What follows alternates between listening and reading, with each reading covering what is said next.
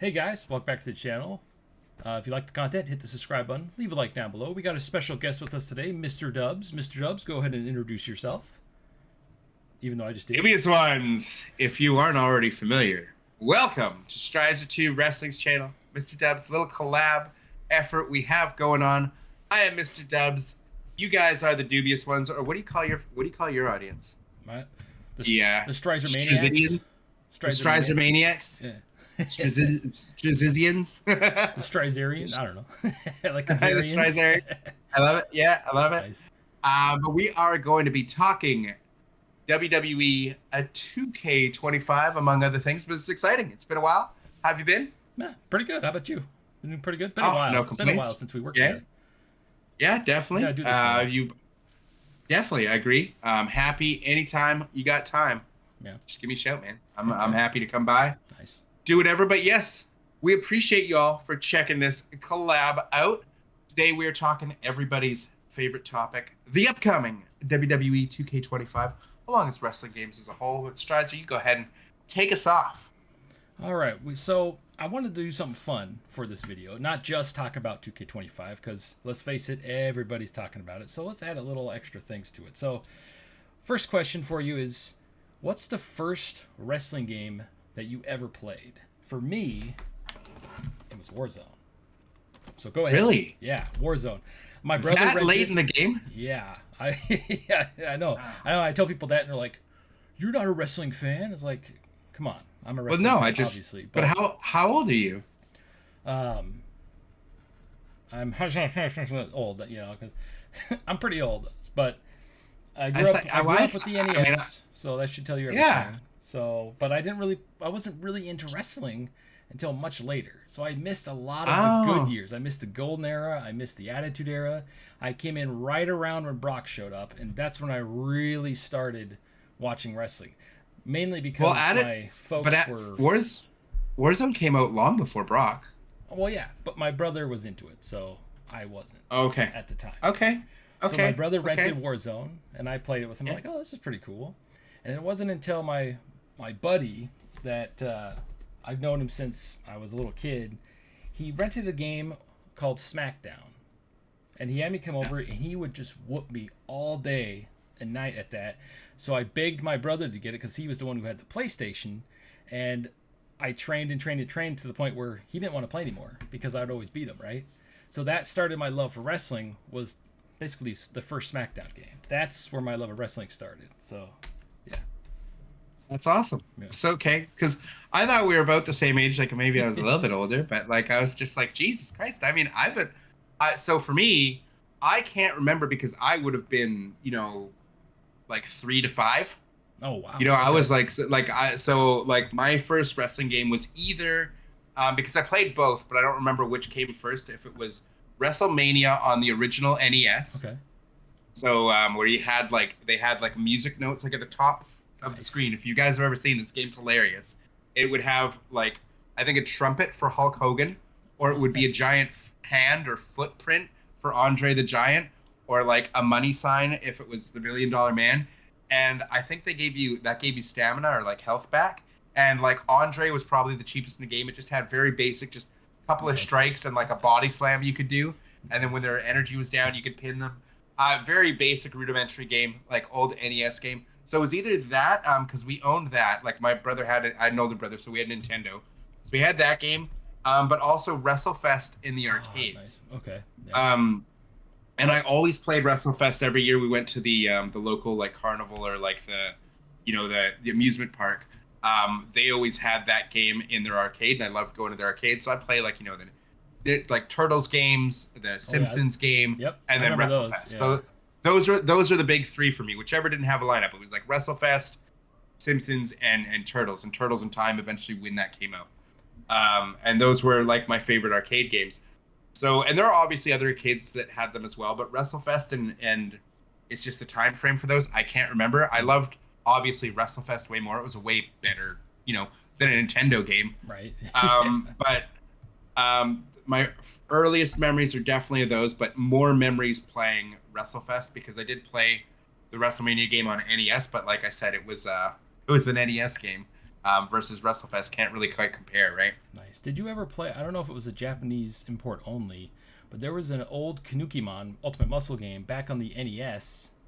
I don't know if Never you ever played played it. that. Yeah, I don't know if it came to the States or not, but yeah, it was another wrestling game based off of that 40-year-old franchise, Kanukimon Ultimate Muscle, which is really cool. So, like, oh, sweet. I never even knew it existed until I was doing research the other day. So yeah, That's cool. one of the reasons why I got so late into the game, I'm almost 40, by the way.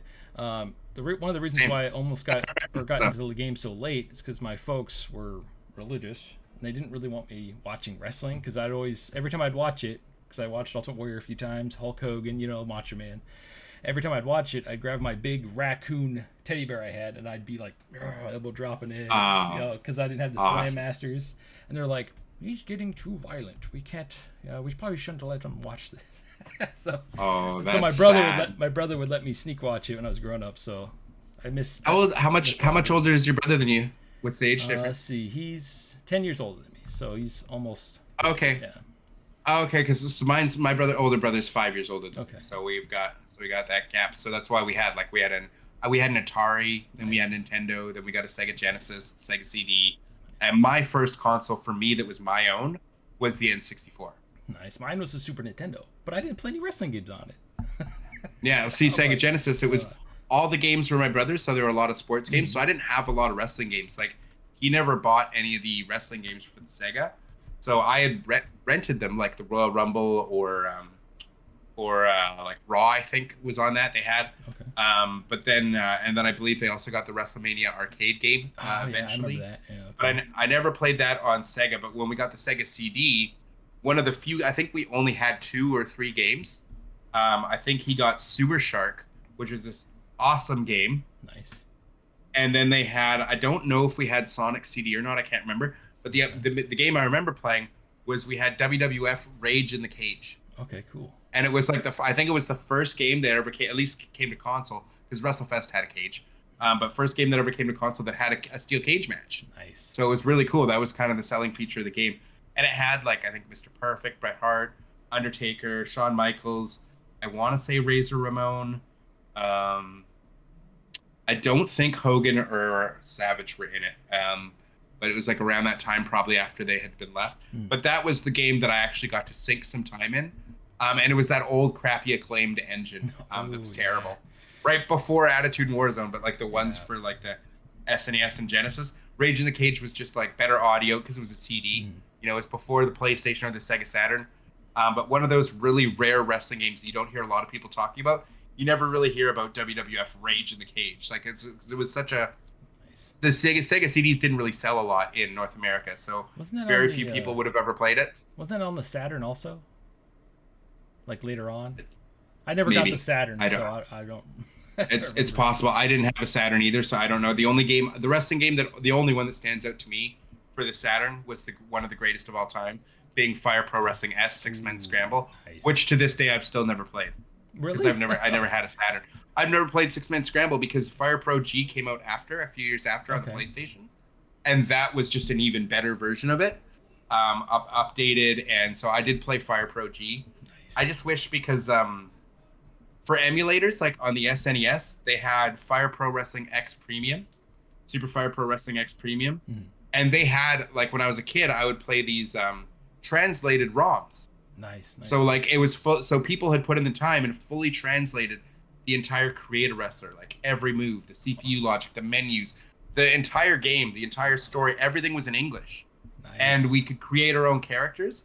And people would have because I think you had in the premium version, you had 80 Create a Wrestler slots, 80 or 100, Oh, and I think it was 20 in the base game. The premium of it was you got 80 or 100 save slots, and the in-game roster, I want to say it was at least 300 wrestlers. I want to say maybe 400 or 500 wrestlers on Super Jeez. Nintendo wow. in '96.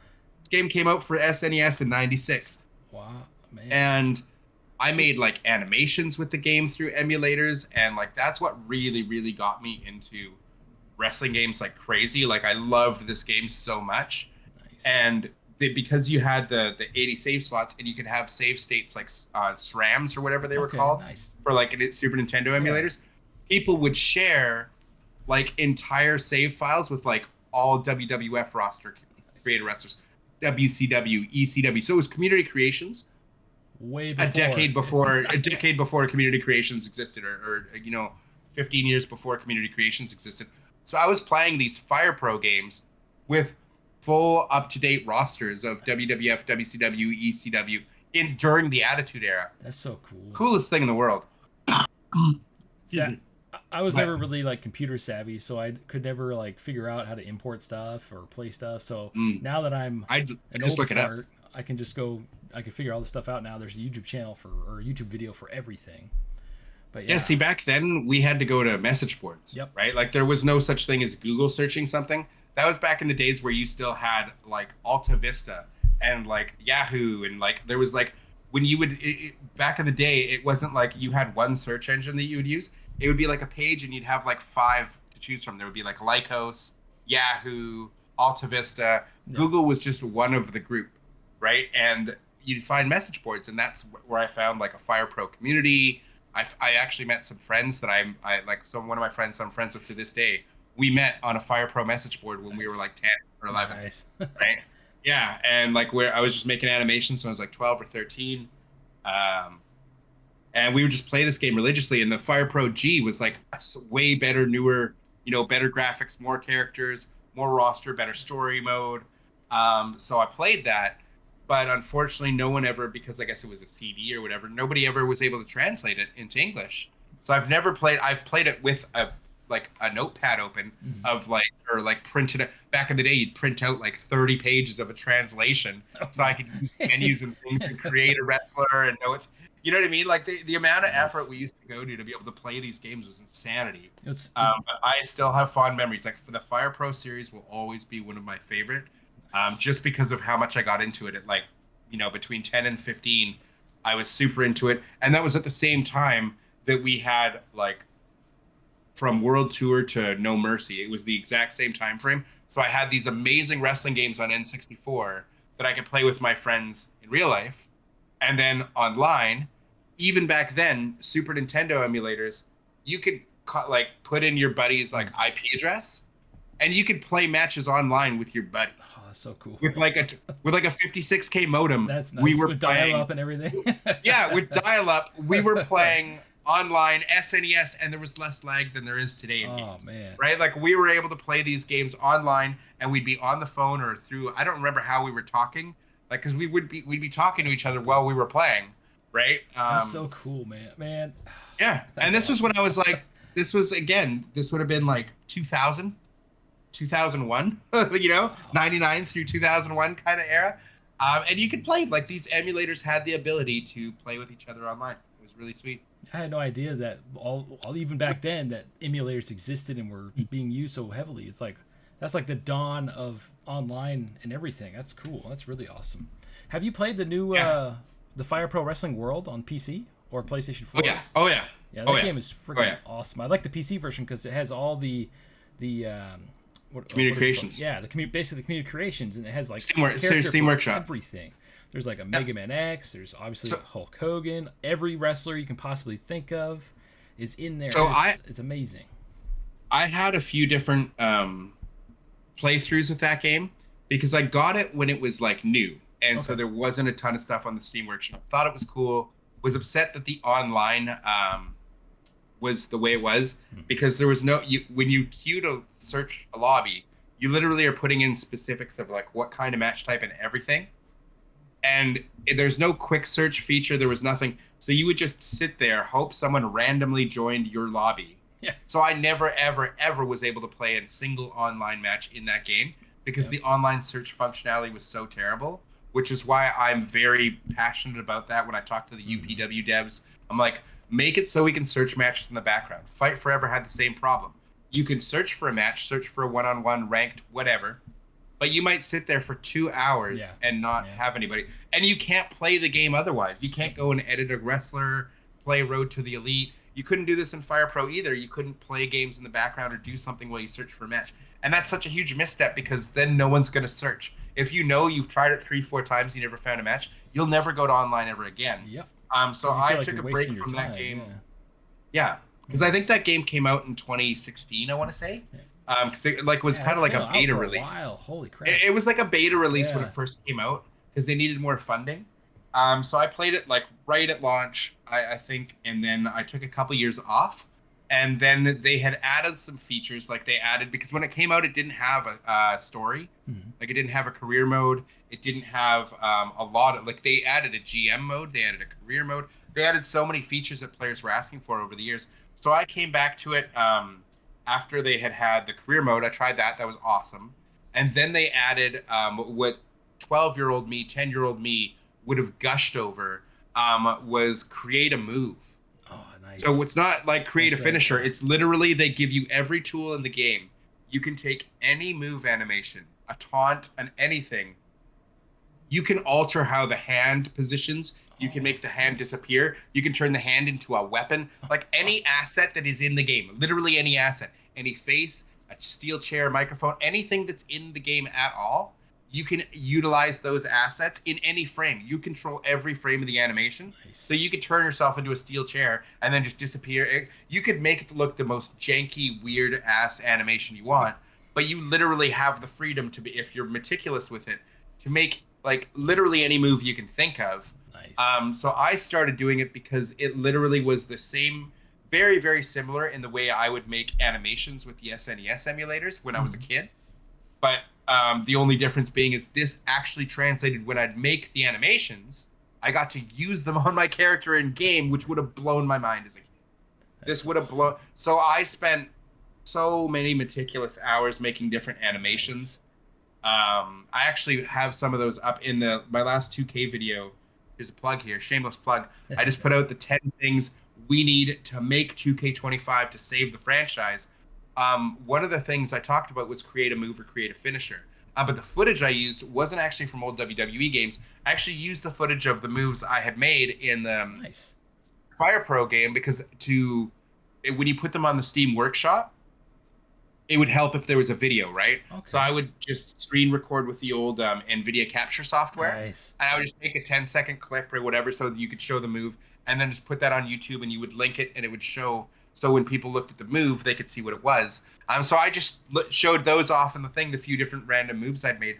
But I was actually talking to other guys who made like what I thought was better moves than I did. And we started talking and collabing on stuff and just like, giving each other ideas. And because I wanted stuff with weapons. Because the game has weapons, but they're not. Fire Pro's never done weapons well, like as far as like steel chairs and regular weapons. They've never ever done those like the WWE games has. So I would have like for a Van Daminator animation, for instance, like this you could just do a little pose and you like pull a chair out of nowhere, throw it at them, and then do the animation. So I made stuff like that, and I had. Wait a minute! You made those animations? Yeah. The whole thing?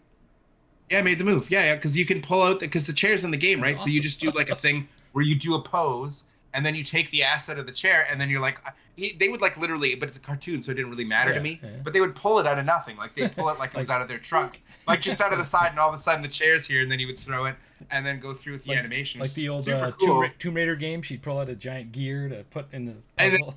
And then when the move is over, it'll just disappear, right? So do you remember in old video games, like when you would beat a boss? They would like disappear and reappear. Like one frame they're in the frame, the next frame they're not, until they eventually just completely disappear. Yeah. You get like 3 frames of that, and then they just completely disappear. Yeah. That's what I would do with my chairs. Nice. So I would have the chair in the frame, out of the frame, in the frame, out of the frame, and I would speed it up and then just have it completely disappear. Nice. So it's like a video game. That's so I thought cool. that was cool, but Buddy that I was talking to didn't like how the chairs would come in and go out. So he literally had like this one move where he went to the top rope, he would do a pose and like signal to like the crowd. So the chair was coming from off screen, flying to him, and he did an animation of him catching it, and then did his like backflip thing, like knee drop, whatever, with the chair. And then at the end, he did a hand animation or a kick or something that just slid the chair right back out of the ring, out of the frame. That's so cool. So it looked like he was getting it properly. I'm like, whoa, you're way more professional than I am. I just did the old disappear, reappear thing a lot easier for me. That's so cool. But they had stuff like that, and I was like, I put in at least probably another 30, 40 hours into that game that I would not have otherwise, just because of the create a move feature and how cool it was. And again, you can create poses. You can create. It's not just a finisher. You're just creating moves. And the creator The thing wrestler that is insane. Like how many options it has for just creating a wrestler. I spent hours just making my wrestler. I don't think I ever like used a match with him. I just spent like 20 hours making him because there's so many things that you can change in it. It was so fun. And that's the thing is with Fire Pro, I think they were the very first wrestling game, at least that I know of, that ever had a create a wrestler.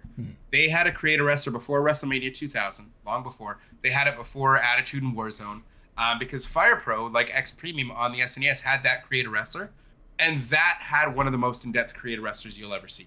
Like you could set the entire CPU logic.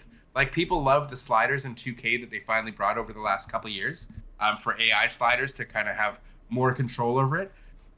Fire Pro's been doing that since like 95. Nice. Maybe even earlier. So you could control literally for all your creator wrestlers, you could control how often they went for a specific move. Okay. Oh, you could the AI logic. You could select favorite moves. So the AI logic, so you could make it so they would do a pose often, like if Austin flipping the bird or something. You could control like if they're going for the stunner often early, late in the match. Is that what they're using as a finish? You can control everything so that they're doing it. So that's why they always said with those games, the CPU versus CPU matches were so fun to watch because you could tweak the AI to make it wrestle like a real like Undertaker would wrestle or John Cena would wrestle or Steve Austin would wrestle. Like that's what was so unique about those games, and it only continued throughout all the iterations for the 20 years that they made games. So that the last Fire Pro game was fantastic. Like I said, the creative move got me a lot more longevity out of it. What actually got me to stop playing the game and why I stopped playing was because I had spent days trying to create a proper Van Terminator animation. Because there were some on the Steam Workshop, but they were really choppy, and a lot of animation frames were kind of skipped in the running and the whole deal, and it just didn't look good to me. So I did one where I was meticulous in getting the chair out of the crowd, or even tried for less frames, like getting it just from the side, putting it on the guy, stopping him, running to the other side of the ring, like the whole deal. And I didn't realize there was 100 frame cap on a move.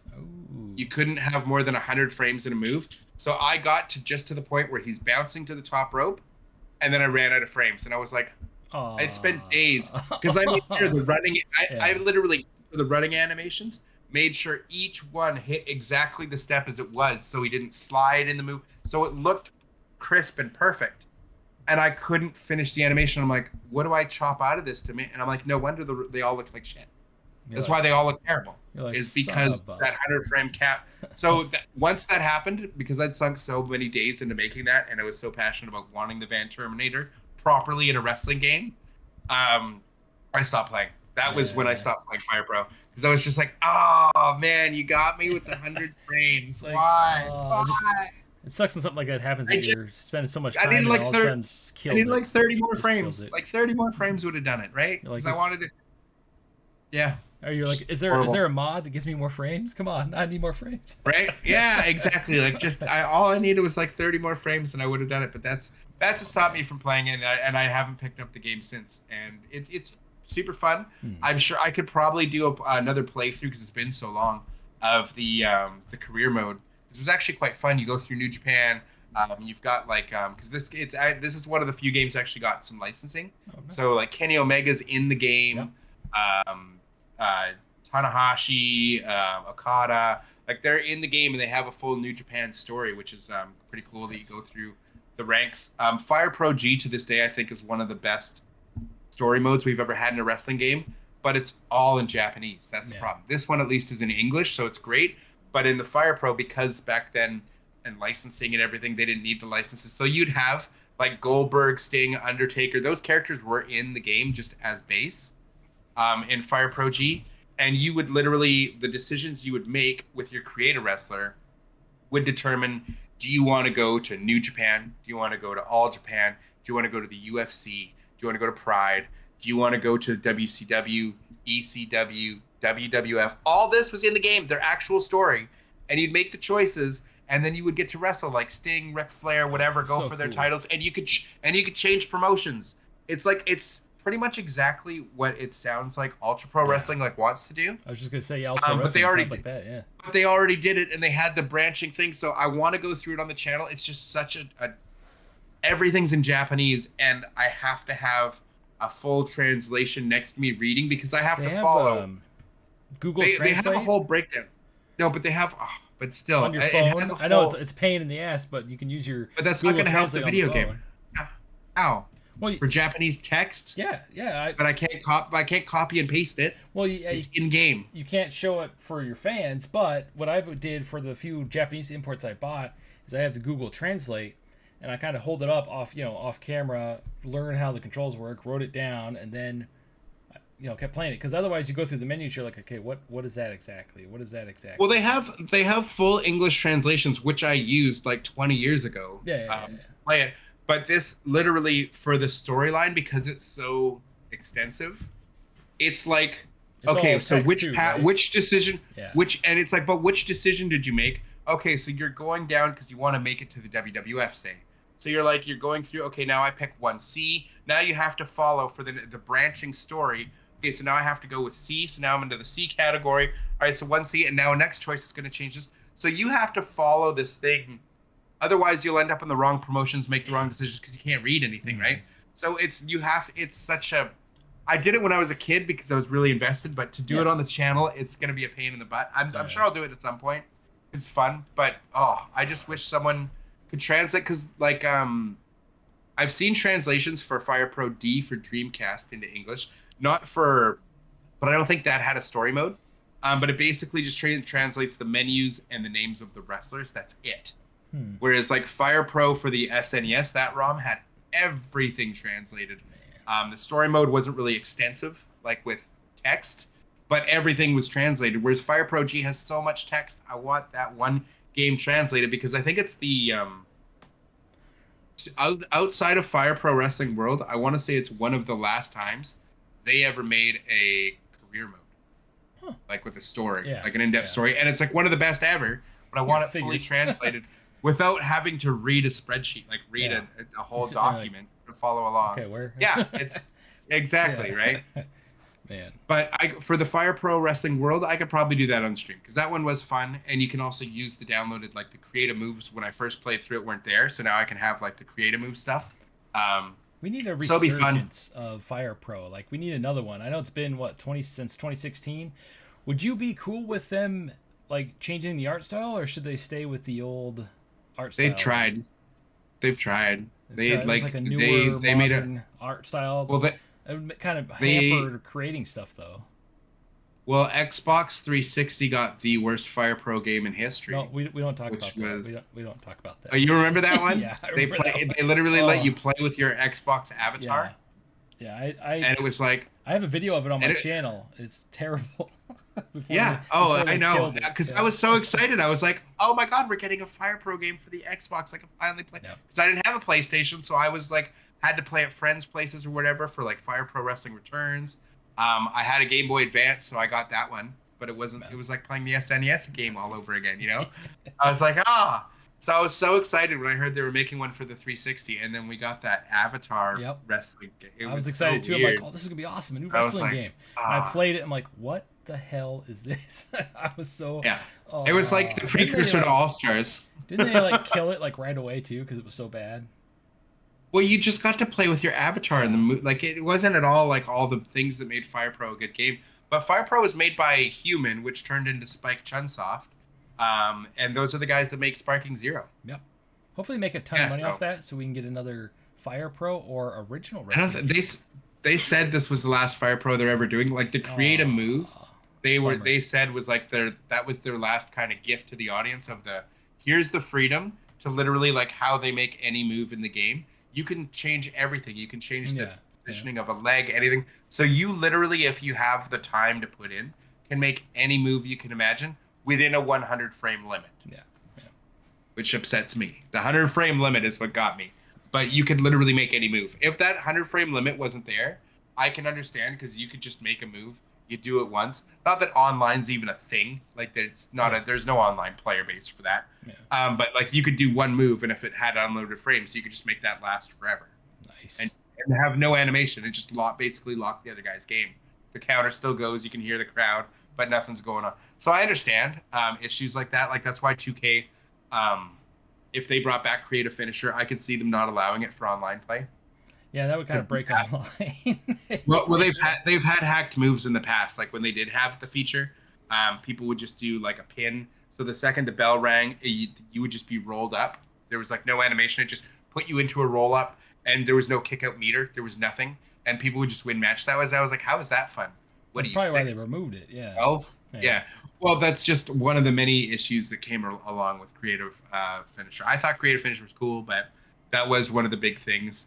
But the Fire Pro's version of it is the best I've ever seen. Like you can legitimately create any move from scratch, any way you want, and that game has so many thousands upon thousands of moves in it that you can take any impact from any move. It's great. Like I've seen people do Matrix, like like they'd have like nice. Neo, where they're like disappearing, reappearing. I've had what's that? You said that Ultimate Muscle game or whatever. Oh, yeah, Kanukimon. Like Kanukimon or whatever. They had those crazy things where they're like going like 50 feet in the air and like doing super pile driver, boom, like Zangief or Zangief. Yeah, 100%. All that exists on the Steam Workshop. People have made all that stuff. So it's, to me, it's a creator's dream, right? And that's what I hope to see more of from WWE games in the future, is just a return to form in the creation side of things, because that's one of the biggest selling features. And I thought Fire Pro nailed it.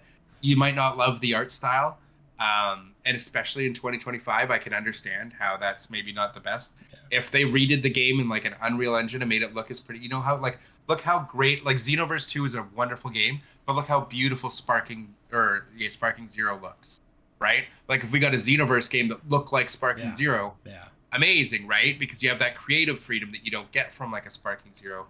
Yeah, Sparking it's the same Zero thing. Like was such a disappointment for me, because I mean, sure, it has all this awesome flashy substance and everything, and it looks really cool, and the characters are the best they've ever looked, but you play it for like 10-15 hours, and unless you play online, which was broken, right? Because I didn't play online at all, the game, you're bored of it within like 10-15 hours. That's it, you're done. At least that was me. Yeah, if you didn't play online, I can see that. For me, I did. I really enjoyed the game. I had the issue that I was running into, at least early on. Matches would desync or disconnect constantly. Yeah, and they never fixed it. Ranked. I didn't know if they never fixed it, but it happened in ranked and unranked. Like I would play unranked matches and just against the same person, and we just have fun playing each other, and we play 5 or 10 matches. But at least like 2 of those matches would just DC, and it's not like the guy's quitting because we're still in the lobby afterwards together, and we jump into the next game. So it's clearly a game issue, right? So there was just issues with that. And when it happened in ranked, I didn't want to have like disconnect penalties and stuff. So when I would have, like, if I was streaming or something, and then all of a sudden I DC in like, say, 4 out of 6 matches or something, I'm like, I can't keep playing this because I don't want to get a penalty or get banned from online or anything. So that's ultimately what got me to stop playing the game. And then the player base just fell off a cliff. And they don't have crossplay. Right, so even if there's, say, between PlayStation and Xbox, say there's 50,000 players actively playing on Steam, if there's only 6,000 or 8,000, then I'm in a pool of 6,000 or 8,000 players, hoping that they're looking to play the same game modes that I am. So I mean, at launch I didn't have those problems, but I just haven't jumped back into the game. I was planning to make more content on it. I just got busy with work, and then by the time I got back, Marvel Rivals is coming out, so I got sidetracked with that in the lead up to that game's launch. And it's just, the player base looks like it had never recovered, and I just don't know why they wouldn't add crossplay. Maybe they're saving it for the DLC when it comes out, because there's the Breakers stuff in there. The Breakers took a year. I think the Breakers took a year before it got crossplay. Okay. They said in interviews that crossplay it's very difficult. Like the translation might have had some issues, but they're saying how difficult it would be for them to be able to implement it. So they said they would really need, like, if the fans desperately want it, kind of thing. And it's like, obviously we do. It's 2025. So I don't. You gotta ask for it. Just but I think it's just. Come on. By the time they put it in, it's just like the player base might have fallen off. I wonder if they're saving all the updates and everything for, like I said, when the DLC comes out, because then hopefully people will come back to the game to try it out. I mean, have you been watching the new anime at all? We got like Super Saiyan 3 Vegeta as a kid, and his hair looks pretty cool. It's all slicked back. I heard about that, but Daima, at least on my Netflix, is in Japanese with English subtitles. Japanese, I don't enjoy watching it like that. I like the voice actors they have for Goku, Vegeta, all those guys. I love the Toei, the dubs that we have in North America. So it was the same thing with Super. When Super came out, I did not want to watch it with the Japanese subtitles because I didn't want it ruined before watching the proper dubbed version. So I waited a couple of years before we finally got Super fully out. So I'm just waiting for the same thing for Daima, because I know there's alternative means because they had like theater releases and stuff for like the English dub. But the fact that it's not on Netflix, I'm like, I just haven't sought it out yet. If it comes to Netflix in English, that'll be great. But I don't know if that'll ever happen. Be nice if they with the English stuff. If they waited until both the English and Japanese were done and then release them simultaneously, because then everybody, could watch it. Yeah, because right. I mean, I don't mind watching like animes with English subs. It's just I enjoy the Toei dub, like the voice actors that we grew up with. That we've grown up with, exactly. So I would rather watch it like that than because I mean, back in the day, I watched the Dragon Ball movies in Japanese with English subtitles because they weren't dubbed into English. Like we didn't even have past Frieza in North America for the longest time, right? See, we were stuck in the Frieza arc, and then it would reset. My brother was super cool. He would we had this, I think it was Suncoast, was a video store on our mall, and they would always get they would only release them in 3-episode increments on VHS. So every time they came out, translated because Cartoon Network, it wasn't keeping up with it. So they would release the VHSs first, uncut also. So you got to see all the disgusting Frieza killing Krillin for like an entire episode with him on his horn. Which like, holy crap. I don't know if you remember that, but did you see the uncut version of Dragon Ball Z? Oh, so no, I didn't, not for Z. I only saw the movies with the Japanese subs. Like I watched little bits of Z in Japanese because we had waited so long to get past the Frieza arc. I did watch a little bit, but after a bit, I was like, I don't want to ruin it for myself. Yeah. So I stopped watching ahead. But I did watch the majority of the movies in Japanese, like the original movies, up to whatever there was in, like, say, 96 or 98 or whatever it was. I remember they made it all the way up to, I forget what episode it was, but it was like right when Goku shows up to beat was it Captain Ginyu or something, and then the whole thing started over. And you had to wait till we got all the way back up. I'm like, are you kidding me? When I was a kid, I was freaking out. Yeah. I was like, no. Same thing. For us, because for us, it was on 5 days a week after school. It was on weekdays. And so we'd watch it. And then every time that happened, I'm like, we have to go through the whole arc. Are you kidding me? And every time you would get up to that Frieza arc or whatever, you're like, you're hoping. You're just hoping. It did it twice. Please give us, me anyway. Please give us the new one. Yes. Please give us the new one. I was like, no, reset again. Yeah. When do we get this? And it's like they made us wait through the whole thing again. I'm like, what are you doing? Just skip to where you get the new episodes. And in the intro to Dragon Ball, it was a cool intro, but at the end, you didn't know what a Super Saiyan was. So you didn't know what this dude with the blonde hair was. Because to me, I was just thinking like Samurai Showdown. I'm like, oh, it looks like the evil version of this. Or I thought it was some sort of bad guy. Like it was an evil version of someone. Like, I didn't realize it was just them going Super Saiyan. I was like, I thought it was a completely different character. Yep. And, like, Trunks, too, when we saw him, I was like, oh, we're finally getting that character. And I'm like, oh, no. Yeah, you know what I mean? Yeah. Like, it was like, oh, nice. It's just another Super Saiyan. I was like, oh, okay. Nice. Sorry, we kind of went off topic there a little bit, but number 2, what's your favorite wrestling game? I'll let you start first, so even though you've been doing most of the talking. So, well, for favorite wrestling games, I have to go with periods, because I had different periods in my fandom. Obviously, growing up as a little kid. Has to only be 2. You can only pick 2. Yeah. I'm not generations, just 2. Not your rules. Your rules mean nothing. Those are the rules. I'm breaking all the rules.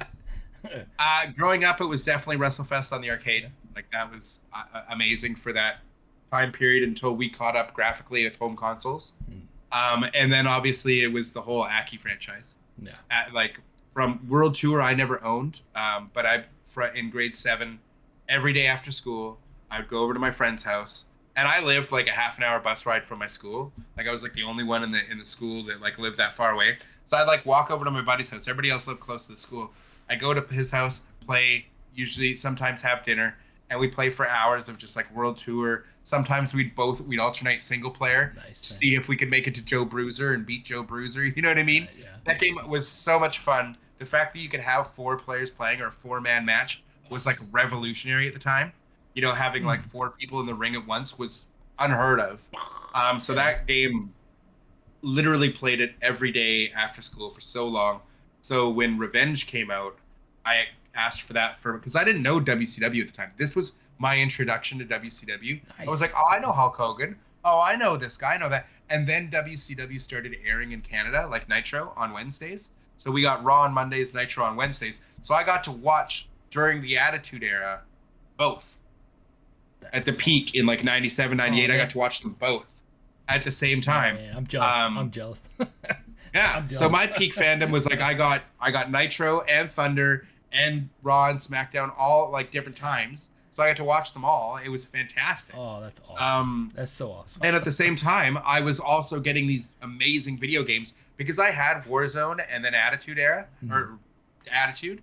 And because I love Owen Hart so much and Bret Hart, Owen's last game was Attitude. So it was really sad. So that was one of the biggest things that I enjoyed that game for. Because Bret wasn't in, I don't think he was in Attitude. I think he'd moved at that point. I think. He was definitely in Warzone though. Yeah, but then he made it into, and so did the Bulldog and Neidhart made it into Revenge. So I got Revenge, and I got to play as, Bret and Bulldog and everything. So I absolutely loved Revenge. It was such a great game. Nice. I love the original box for Warzone there. Yeah, love that. Yeah, I have all the stuff over there. Yeah, my local retro game store has all these old wrestling games that nobody's buying. So I'm like, and they're pretty buying cheap. them up. They're pretty you got cheap, them in the packaging too. It's awesome. Yep, came with the thing. And just my playthrough with Revenge was awesome. I think World Tour had more of an impact on me because it was so fun going to my friend's house every day. Whereas I got Revenge going into a new high school without all my buddies. So I had all new friends and everything. So Revenge, I didn't get to play with friends nearly as much. Nice. And then we got WrestleMania 2000, of course. And that WrestleMania 2000 was the big one. Dude, all my friends had it. That game, I suck at 2000. Like, I've tried to get into that one multiple times. I suck at that game. That's what perfected me on the whole engine was all my friends had it. So we would go to each other's houses, and because of the controller packs, you could take your created wrestler with you. So we'd all be playing with our own created wrestler. Nice. And what we found out was the heavier moves or the bigger damage moves, because you'd always pick all the S tier or A tier moves, the highest rating of move you would always try and give yourself, but they were super easy to reverse. And one of our friends, I don't remember who it was, found out that the weaker E level, the really weak moves, some of them were much easier to hit because they had a smaller reversal window than the harder ones. So we ended up all switching all our moves to all these garbage, terrible moves like slaps and things with weird timings. There was this one reversal that had 30 chops to the neck thing that we all ended up having. So by the end, we all pretty much had identical move sets, which were we found the hardest moves to counter. But we got so good at reversing and blocking and countering. So WrestleMania 2000 was probably my favorite of those because I got so much playtime with my new friends in my new high school. We all played it together. We'd play them overnight and stuff. No Mercy was obviously the superior game, but some of my friends were falling out of wrestling. Not all of them got No Mercy. I didn't have that group play. I had friends that played it, obviously, and lots of friends and new friends I made later on that we played a lot of No Mercy. But WrestleMania 2000, I have those same kind of fond memories that I had with World Tour of just having that playing with friends thing. Nice. So I would say the whole Aki franchise, No Mercy just being the best and newest iteration of them. Something funny about No Mercy. Sorry, I didn't mean to cut you off. Yeah, no, go ahead. The funny thing about No Mercy is I didn't play No Mercy until after I was way into Here Comes the Pain. So I didn't play No Mercy when it really came out. So when I went to No Mercy, I got my butt whooped, man. It took a minute to try to transition from game to game because Here Comes the Pain, did you play Here Comes the Pain? Well, so that was the thing. I never had PlayStation. So for me, it was No Mercy much faster, and the countering was super easy. The windows were way too big, but the game is super fun. And then going from that game to No Mercy, it was pretty different. But I love No Mercy. The character creation and going back, the graphics obviously difference, but it didn't matter. It was so fun to play, and ended up playing the crap into that and rehooking up my N64 just to play it with my buddies. And I spent hours playing No Mercy. But I think I had the bad Yeah. cartridge though, because it did end up deleting all my data, and I was like, son of a. Because I Oh was no. looking for it, and it's there's nothing on it. I'm like, what? Yeah. You could send those back because I had a friend that Oh, had really? that Even happen. So he now? had a. Oh, obviously Well, not. back, But I'm saying yeah, at I'm the like, time, like my friend, No. my friend had sent his back. I was lucky I didn't have one of those copies that did that, but I had played that, and so I had friends that when the ones that played No Mercy that I made later, like outside of my high school, we were all really into wrestling and wrestling games and stuff. So we played those, but we had other friends that had PlayStations, and we played these early SmackDown games before Here Comes the Pain, right? And we were like, these games are trash. Because we had No Mercy, we played WrestleMania 2000. We had the superior engine that we'd mastered, right? So my buddy and I were always like, these games are so trash. Like they were fine to play, and it was cool to have characters that I loved, like RVD that wasn't in like a No Mercy, and like Brock Lesnar and stuff when those guys came out. So that was great. And then like Here Comes the Pain came out. I was like, okay, the game was fun. It's just I was never as good at them. So it was more frustrating for me because I was always so good at wrestling games that I just didn't like I never liked the PlayStation controller. Yeah, I love coming from N64 and then controller. Oh, I agree with you on the controller. It's crap. The PS2 controller was terrible. I've never liked PlayStation controllers. The PlayStation controller, the PS2 controller, PS3 controller, both were terrible, in my opinion. That's why I've always been an Xbox guy. Like the old Duke was ridiculous. It was like literally a ripoff of the Dreamcast controller. Yeah, that thing was huge. Entirely. But bigger than the Dreamcast controller and more cumbersome. But when they finally made the proper gamepad, Xbox I always thought had the superior controller. It was always better for me. So I was always an Xbox guy because of that, which made it really bad. Really good. It made it really being a wrestling game fan was really not fun for a lot of times because I went from No Mercy to Raw and Raw 2. Okay.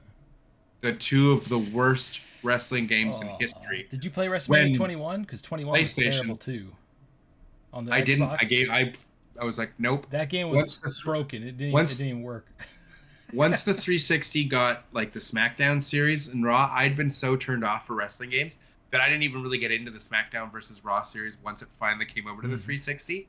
Because it's just I was so put off by Raw 1 and 2 that it was just because I played not WrestleMania for Xbox, but I played the ones that came out before Day of Reckoning for GameCube because my brother had a GameCube. And I was like, oh, RVD's in this, and the Van Daminator looks better. Like, it looks terrible in Raw. Like, I was like, oh, this game's just better. Like, it was closer to the Aki engine because I thought the GameCube got the Aki engine initially. I was like, oh, I'm going to have to get a GameCube. And I was like, this isn't the Aki engine. I was like, what happened? I was like, where did the Aki engine go? Right. So, because I was like, they had all these different developers, and Anchor, who'd never made a wrestling game ever. Why didn't you just give Xbox the Aki engine? Why didn't we get Aki just to continue developing? You literally had the greatest engine of all time, or one of anyways, and you're just like, nah, we're going to let them go. And they were going to go make a new WCW game, but then WCW folded, which turned into Def Jam and Def Jam Fight for New York and whatever. And the Def Jam game's fantastic, by the way. They transitioned that masterfully. It was great, but I missed all my creation features, all the stuff that we had. I missed the wrestling game.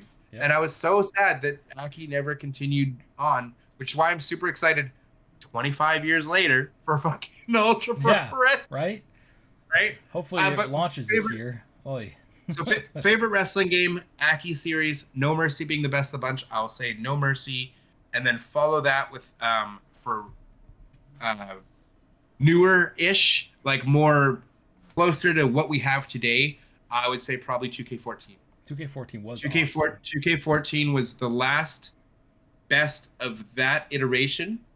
Isn't that? I know 15, 16, and 17 on the old gen. Because 2K15, that's when they made the switch where it's like new engine, new mechanics, new everything, but not on the old gen.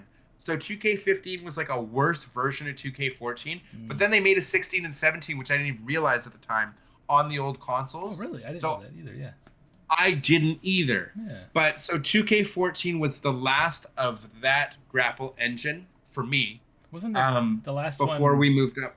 I mean, I know they changed it to 2K, but wasn't that really the last one made by THQ or in the THQ house before they got bought? Yes. Yeah. Yes. And that's, I feel like, I agree with you. I feel like that was the end of an era. The franchise just kind of went downhill.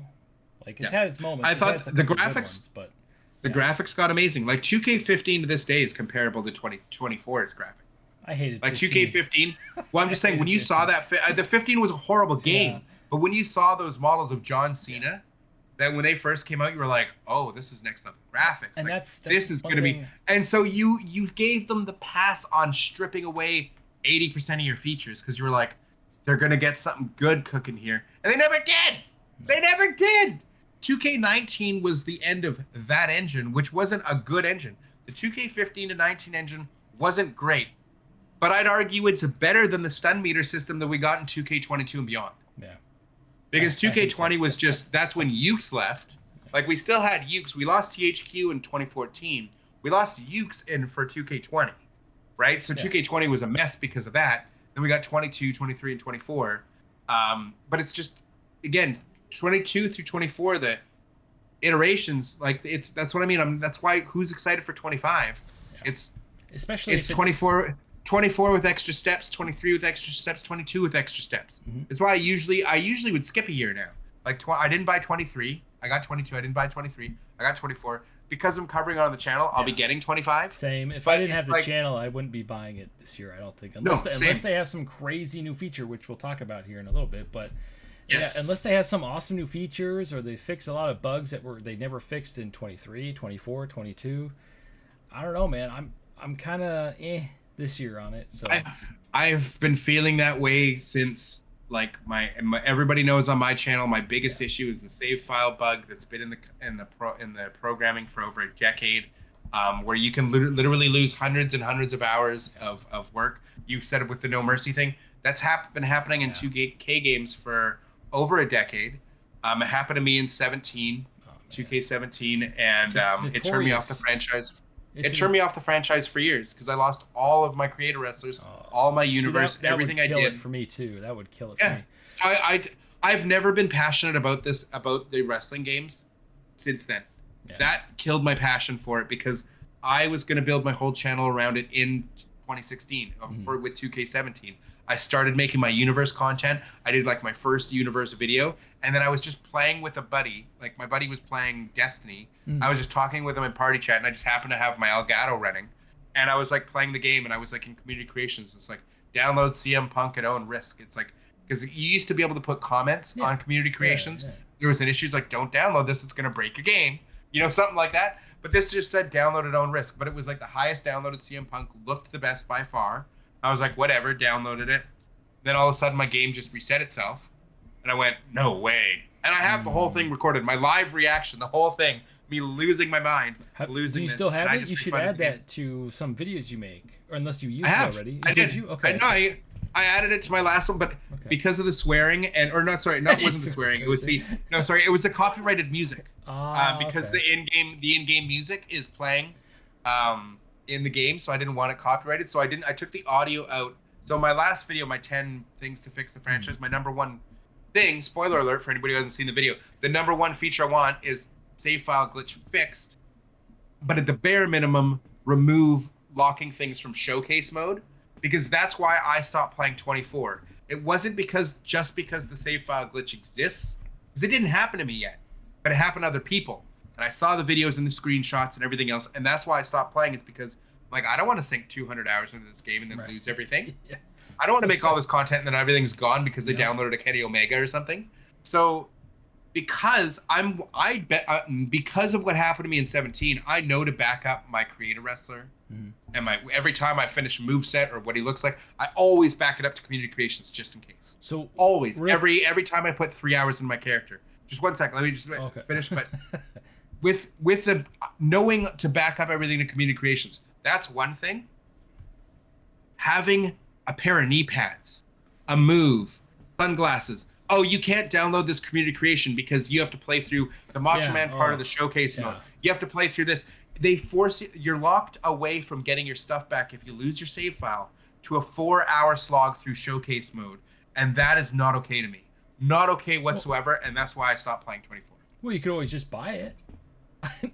Which is but there's still things locked behind it. But even buying it, there's still stuff locked behind it. The damn arenas, the arenas are all locked behind the mode, and I still haven't finished showcase mode because I hate the stupid checklist. 4 hours. It's like, 4 hours. It's let me whoop them and move on. It's a horrible Yeah. tutorial mode. I hope they had a really good tutorial mode. People probably have never touched it, but the performance center they have the performance center in 2K24. It does a wonderful job teaching you all of the mechanics. You know, the best It's a great tutorial in any wrestling game is WrestleMania 19, because it's Al Snow basically yelling at you every time you mess up. It's like, no, you idiot! Go look it up. It's hilarious because it teaches you how to do every little thing. I vaguely remember that. And every time you mess up, it's just Al Snow just ripping you. It's hilarious. That's awesome. I do remember that. I did like 19, but 19 for me, I bought it on PC. Okay. So there was no online player base at the time. I'm talking about WrestleMania 19 on the GameCube. Oh, sorry. I thought we were talking about 2K19. WrestleMania 19 on the GameCube. Oh, okay. Yeah. Okay. That does ring a bell, but I don't think I played that. Yeah. If I did, it would have been 20 years ago. So we're quick. That's crazy. My favorite wrestling games. Kind of went off in the. We haven't got your games yet. I like this. It's an organic discussion. I like that. That's cool. Yeah. So thank you for. Anyway, so yeah, favorite game. Sorry for being so long-winded. No, you're good, man. That's why I like working with you. You have so much to talk about. You're so good with. Just how you present yourself and everything. I appreciate you. Best in the world. all the music starts playing. Like, what the hell? No. But yeah, my favorite wrestling games. Personality. And I'm gonna shock you with these because even though I love Here Comes the Pain, my two favorite wrestling games are not that. Believe it or not, I love Here Comes the Pain. That's probably the wrestling game I've played the most. But my favorite two wrestling games are WrestleMania 19 because of the revenge mode.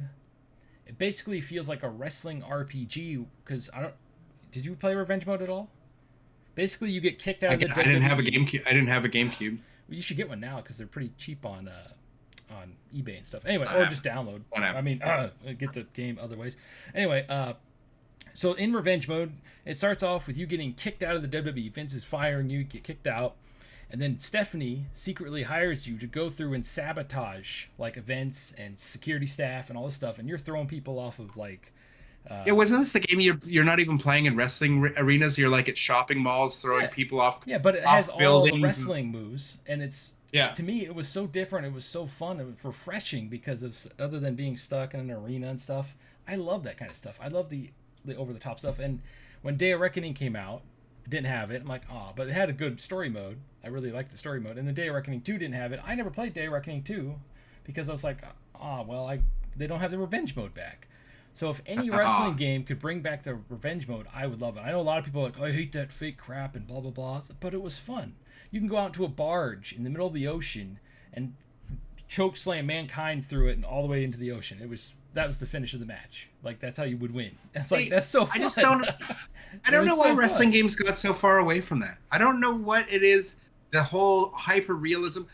There's no part of any wrestling game I've ever played that has been like, oh, this feels like what I watch on TV, where we have somebody standing on the outside for 10 seconds with 5 of them waiting to catch you for your dive on the outside of the ring, and then you have the ref telling you on your rest spots. Why would that be fun? Exactly. That's not fun. That's not fun to play in a video game. I want a simulation of a predetermined sport.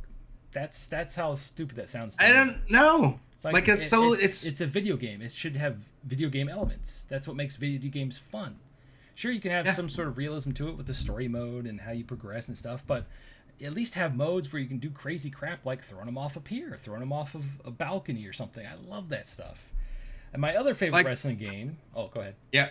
I was gonna say nothing would be more fun to me than in a wrestling game when I'm having a match. All of a sudden, music plays and my character's just frozen, staring at the Titantron while I watch this guy come up behind me and hit me with the chair. Nothing would be more fun than that, than not being able to play the game for 30 seconds, just watching it happen. Like, who wants all this simulation? Wrestling games were so much fun. Yes. It was like, I don't need it to be an arcade like the match is over in a minute and a half. Yeah. Like that, I don't mind having long matches and stuff, but it doesn't have to be like we have to have rest holds and a stamina system. Yes. Like, no, I like being able to choke slam someone off the top of a Hell in a Cell 5 times in a match and still have them be able to kick out of a pin. Right? And get up and be like, oh, yeah, I'm okay. I'm okay. That's fun. Exactly. Yeah, exactly. That's the fun of a wrestling game. It's so fake. I'm like, it's a video game. It's a video game. I miss the old days. Like, I think it was Here Comes Pain, where you can throw them off like the top of the restaurant and helicopters flying by. You can climb up the ladder on the helicopter and freaking do a fucking elbow drop. It's fun. I love. In my video, I was talking about how we need the backstage areas, and these in the current games to me are so boring, horribly boring and awful. And I had some footage I got from, I think it was Here Comes the Pain backstage, where there was literally a cage, like a Hell in a Cell style cage, not the size of a Hell in a Cell, but it was a cage with a roof. The Big Show chokeslammed Goldberg through it, and I'm like, that's just part of the backstage. And you climb up the cage, you can do moves off of it, you can chokeslam them off it. Yep. You could jump onto the big rigs and throw them off and do moves off it. Why isn't that in all the games? That was fun. You know, something funny is, in one of my videos, I mentioned I want vehicles back. Because like you said, some of the games you could drive like a golf cart or the little construction forklift, the forklift and the motorcycle. Yeah, that was I had that in my video. I was so shocked at how many comments were like, "No, that wouldn't work. It would break the game. I hate that." Blah blah. I'm like, "Are you serious? You don't want the fun gamification stuff back in these games? I don't understand. And I'm with you 100%, man. I'm with you 150%. I love the gamification of stuff. That's what makes it a video game. Like, if I want to see the real thing, I'll watch the damn show. You know? Anyway, my other favorite wrestling game is WWE All-Stars. I feel like that's the closest we've come to a Street Fighter-style wrestling game. The combos, I mean, a lot of the characters were broken in it. Like, if you were Macho Man and you do your elbow drop, it doesn't matter where your opponent is, you're going to go right to him like a magnet. It was hilarious. Like, online, people would quit on me all the time. And I got all 1,000 achievement points on that game. I was very proud of that because the online, you have to win 50 times. And I don't play online very often. So I love that game. And they were working on a sequel, but the company that made it disbanded or something happened to it. Correct me in the comments down below. But I was so bummed when I heard about that. And then when Battlegrounds is not my favorite, by the way. I'm just bringing it up because everybody's like, oh, Battlegrounds is your new All-Stars. Not even close. That game needs to be deleted from existence. That game is terrible. It's a cash grab. If you want all the characters, you have to pay money. I bought the Battlegrounds on the Switch, and I went to play it. Like, I was getting service done on my car, and if you want to earn the in-game currency points, which you can also buy, you have to be connected to the internet. And where I was at didn't have internet, so you couldn't progress or earn any currency offline to unlock characters. That's ridiculous. I have a video on it too. It's one of the first videos on the channel, and I got a lot of heat for that. What do you mean you don't like it? Blah blah blah.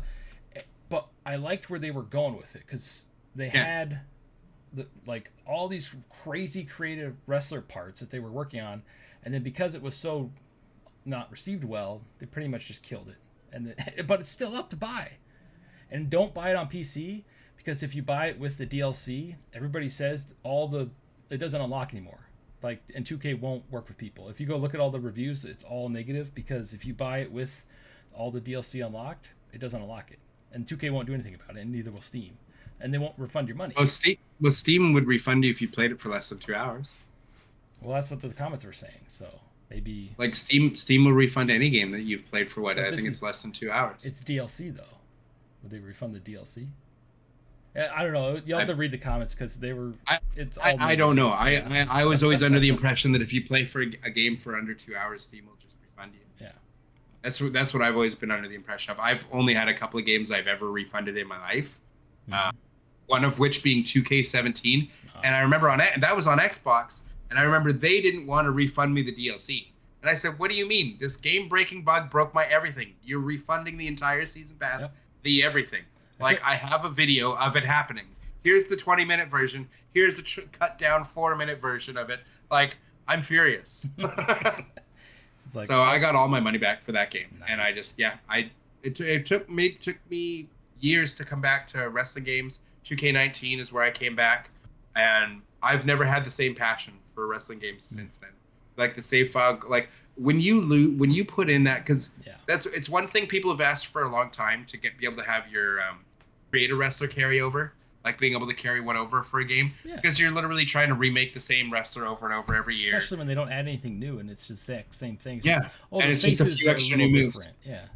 Yeah, I know, right? It's very frustrating because just the appearance alone, which you tweak and tweak and tweak down the line every time, adding logos, always changing, change the entrance, whatever. But just the appearance alone will take me easily 8 to 12 hours. As far as just always going in with tweaks and everything and changing things up. The move set is several hours. Dude, the move set for my main two characters, if I go through the whole thing, takes me like 3 days because I go through everything for my main two. Everything else, I just copy and paste the move sets to my 40 other characters. Sure, yeah. Once I create a character and have a base, I'll do that. But like when I go through my first one, I go through pretty much the entire move set. Same. Like I might put on it just a wrestler. It's like, okay, I like RVD. He's in the game. Let's throw his move set on. Change his finisher. Change his pop-up finisher to an RKO, and then I can start playing at least. But then once I actually get the time, I'll take the time and go through every move meticulously. But it takes hours, right? Yeah. So by the time you've set up entrance, move set, wrestler, let alone download anything from Community Creations to start a universe. So like say you want AEW or New Japan, you got to download belts, you got to download arenas, you got to download, you know what I mean? And you got to set up the shows, set up the roster, then you got to download roster members. So once you do all that, you're looking at easily 50 hours, maybe 100 hours sunk into the game. And then you just lose all that because you downloaded the wrong Bobby Fish. You know what I mean? Or you downloaded the wrong MJF because it's got multiple hairstyles on one thing and it broke and you didn't know.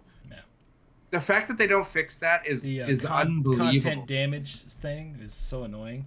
Yeah, save file corruption, whatever. They call it different things throughout the years, but it's been the same thing for over a decade. And I've never been able to have my passion come back the same way it was going into 2K17 ever since, because once you lose that, it's just like that, because that fear is always there every year now. Yeah. Right? Once I heard it was still happening to other people and that it still exists to this day, it's like, why would I want to sink money? Do I want to give you my money, first of all? Yeah. But B, why do I want to risk sinking all this time in it? And that's why I said, I understand to at least back up all my stuff now. So it's like I lose some stuff off Community Creations. Okay, hopefully the servers are good today because it's going to take me 2 hours to get my stuff back for Universe. Hopefully the servers are working okay. And every time you start downloading stuff or go through the Community Creations, it always crashes and you have to reload the whole game to connect again. I hate that. Especially on the PC version. PC version's really bad. Yeah, but that's my whole point, is that is frustrating in itself.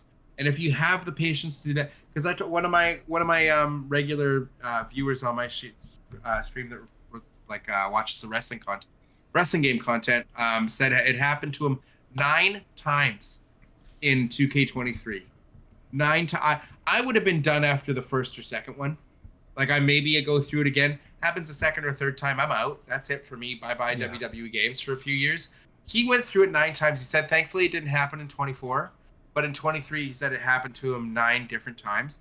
And I'm like, that's unacceptable, man. I mean, that must be fact his that this is happening to people, series to put up with that. But that's what I mean. For me, it's you lose all that time. And it's just so frustrating because what are you supposed to do, right? Like, I understand, again, like I said, backing up stuff to Community Creations. But now because things are locked behind Showcase mode, you think I want to give them money for, like, the ultimate super ridiculous I don't care about this game at all edition with DLC that's going to come out long after I've stopped playing the game?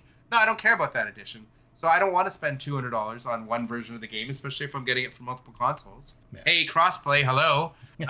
But dude, like doing that and then having to play through 4 hours every time you lose your save file. And say you play through that 4 hours and then you start downloading all your Community Creations and then one of them breaks it again right after you finished. And one of them breaks it again. No, like that. That's like stop. Don't lock. With a game breaking bug like that, they cannot lock anything behind communications. They just can't. Yeah, that's. Luckily, on, like, you've been playing mostly on PC, right? Right? Yeah. You just nod your head. Yeah. Yeah. No. Sorry. I have. Sorry. My girlfriend was trying to say something to me. I just muted myself. Okay. But yeah. No. I've been playing on both. I've been playing on, like, I stopped playing 24, but I have it for both PC and Series X. I bought it for both, but that was to play with my community, and then I stopped playing because of this problem. See, for me, what about you? What do you mainly play on? I mostly play on the PlayStation 5. I've never on the PlayStation platform, but this is because I usually just make my own stuff. I don't I don't download a lot of creations, but I did this year, and I didn't have any issues. But on PlayStation, the platform in general, I've never had it to where I've lost all my data. I've had times where the character was corrupt and I had to delete the character, which also deleted my main 2 characters, but luckily I had them backed up on community creation, so I could easily just go download them again. But yeah, I've never really experienced these major issues until I downloaded it on PC, because I wanted it for my Steam Deck this year, and I played it mostly on the Steam Deck. If you turn off the internet, it runs fine, but if you try to play it with the internet connection, boy, it starts crashing, it starts messing up, and community creations worked at first, but the more updates they added to the game, community creations, I'm sitting there for 10 minutes before it loads the first page for you to look at stuff, before you can even type anything in. And then once you get to that point, then it starts going a little faster. But it's like, why is community creation so terrible still to this day? It's like they just take the exact same thing they have set up for the last game, they wipe it clean, because they literally just retcon 2K23 and wipe it from the face of the earth. And someone was saying in my comments on the original Xbox One version of 2K24 or 23, after you play about 10-15 matches offline, the game starts chugging. It starts getting really slow, and then it crashes and goes to the dashboard. I'm like, what? And I asked him about it a little bit more. It sounds like because it doesn't have access to the internet, it's just the game's broken. And if that's the case going forward for 2K24, 2K25, and 2K26, I mean, that could kill the franchise. But there's too much. WWE is too big of a company. There's too many fans. They're making new fans every day. Unfortunately, I really don't think the game's ever going to die.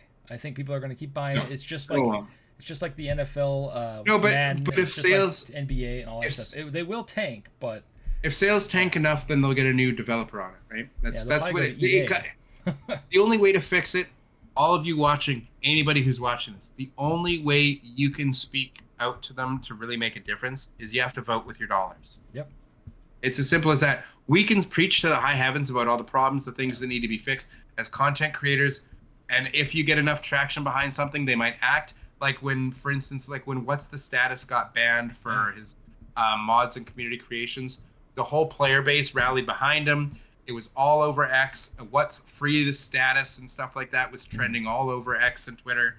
Like when that happens and there's enough like momentum behind it that they can't ignore it because it's in their face, then they have to act. That's why he got unbanned. He never would have got unbanned if he was like, say a channel as small as mine. Yeah. Like, you know what I mean? With a couple thousand people. Yeah. You know what I mean? Like we'd be buried. Like it would never, there'd be nothing. You'd never come back, right? It's because he had such a huge following, that he was able to get away with something. And a lot of people who, when he got unbanned, were actually upset about it because they were saying as a smaller, maybe not a content creator, they were like a community creations creator. They're like, if I did what he did and I got banned, I'd never get unbanned. Yeah. So that's not fair. He broke the terms of service or whatever it was that happened. It was just some stupidity because he was because you were modding in multiple hairstyles to make the hair look better. There was stuff. I don't understand all the stuff that the modders have to do or the creators have to do to get the community creations looking as good as they do.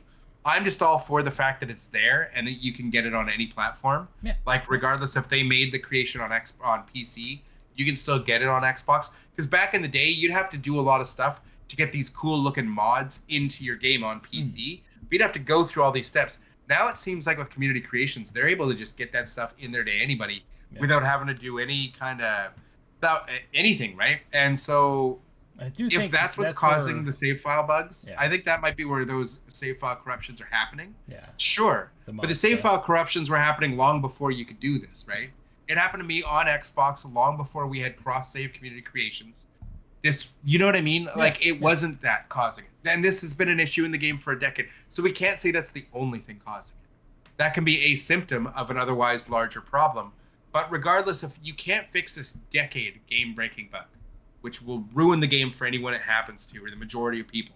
If you're an adult, you won't have patience for this. If you're a child and you love the game, you might keep playing it, forgive it. Yeah. You might like have that happen to you 9 times and continue to play.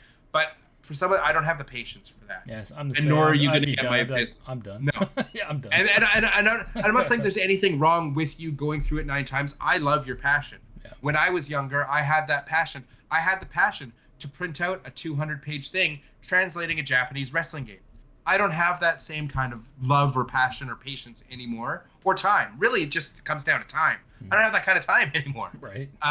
But you're going to lose a fan base if this stuff isn't rectified. But even if they can't fix it, you need to remove all unlockables from a 4-hour time wall.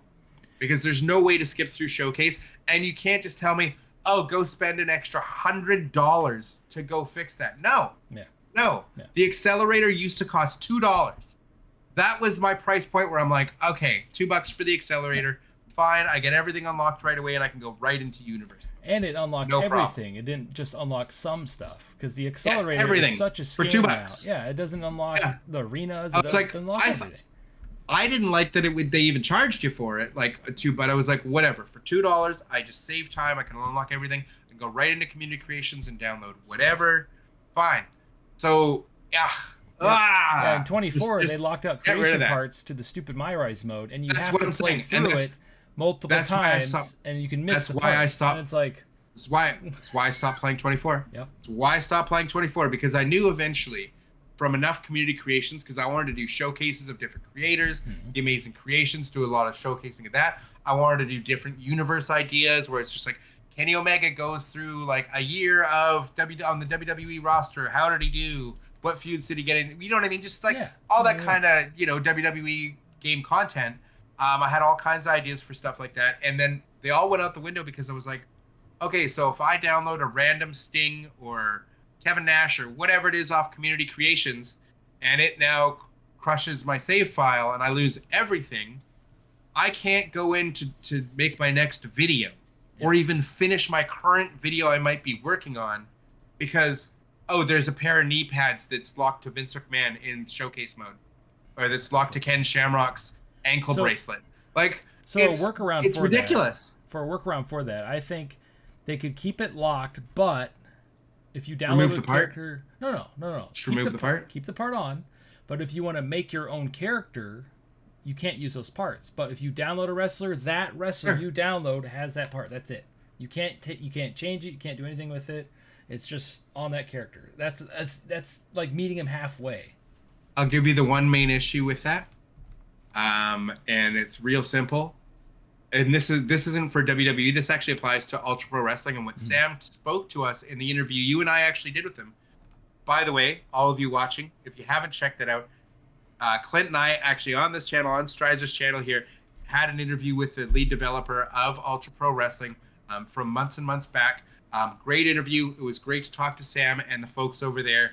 But I asked him what happens, say, for a Matt Cardona's jacket is locked to him, right? So you have to download that Matt Cardona thing. Well, what if I have it, I download it, I make a creative wrestler using that jacket for like a Steve Austin or someone with a jean jacket. I throw it on Community Creations.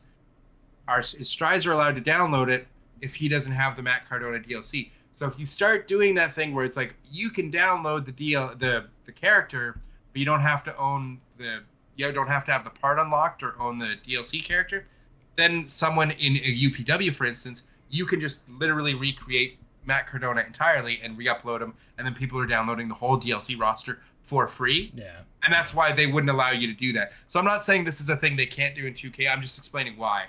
They probably wouldn't, is for that reason that Sam explained to us that, if you have a move locked to a DLC character, there might be the incentive for someone to buy them, like, say, a specific version of the Top Rope Powerbomb for Chris Candido, or the, Matt Cardona's jacket that's going to be unique to him, stuff like that.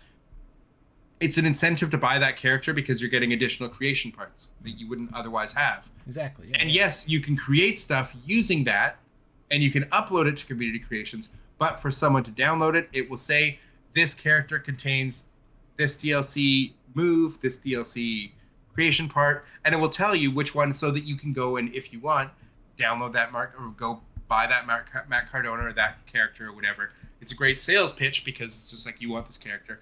And for you as an uploader, you can know you can take that stuff off of them to give people an option to download the character just without having to pay for that DLC, which I think is cool. But I think that's why they would not do it. I think that's the specific reason. Okay, it's probably like a jumping through hoops for programming too. It's like somebody will figure out a way to hack it and look what they do. Yeah. Look what they do with the my faction stuff. Yeah. The guys already put that stuff in community creations. By the way. Is that what it is? Yeah. That doesn't surprise me. They've been doing that for years. To community creations before it was even available to try to get in my faction, so they banned them. So that's what it was. So they said, knock that stuff off and we're good. And that's I understand that's a fully reason for banning, but it's just that, the fact that it's all a money thing. Yep. It's all just how much money. How much can we milk out of a player? Because think about it, you pay for all this My Faction cards, all this stuff, and then a year and a half later, you don't even get 2 years with your game with the servers being online anymore, and then you're locked out of it. The most annoying thing about that is if you're a trophy or an achievement hunter, once the servers go down, if you didn't get the online ones, you can never ever get them. That's it. They're never ever get them. And I didn't get them all in 23, so I'm like, I should have went back and got it, but. Well, I'm too old to get all the achievements in every game now, so I just, if it's but lots of people like doing that. Lots of people still like doing that. Yep. So it's very, very sad. Go ahead. Moving forward, so this rumored city mode, I made a video on it yesterday, and it's actually doing pretty good. But I was shocked at how many people are like, no, that would ruin the game. I wouldn't buy it. How do you feel about having a big free roaming city? And now, I had never played the NBA 2K games where they have this feature. There's a trailer on it. I don't know if you have your thing ready to look at it, but you don't have to like cut it into the thing here. But basically, you take your basketball player in the NBA game, and you have like this little city that they made just for the game. I don't think it's a real city. And you walk around. You can start basketball games here, random basketball courts.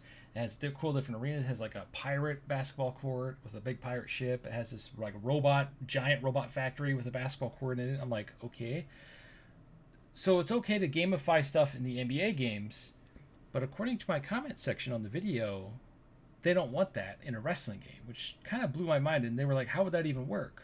In the video, I discussed like, well, if you played Street Fighter 6, if you play World Tour, World Tour mode, they could have it to where, let's say Rhea Ripley has a gang like over here, and you have to go beat her, and if you beat her, you get her as your like tag team partner, kind of like they do in Street Fighter. Like if you beat him, they become your sensei or whatever.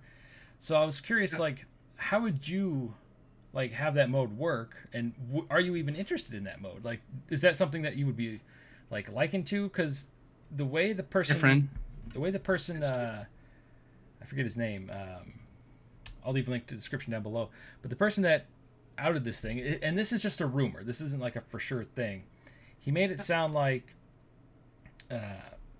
it's coming to 2K, it's coming to NBA 2K, it's coming to WWE as well. That's how I understood it. He thinks it's coming to WWE. Yeah. I don't. I really don't. But I think it would be cool. It's because it'd be something fresh. I hate showcase mode personally.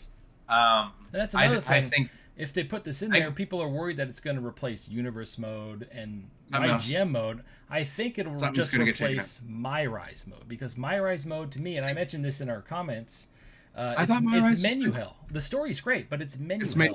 It's just menu, match, menu, and I didn't even make. But I don't think these in WWE games. I don't think you'll ever get away from that, because I was looking back when I was touching on in my 10 things that I thought would save the franchise. Mm-hmm. Another one was a revamp to Universe mode.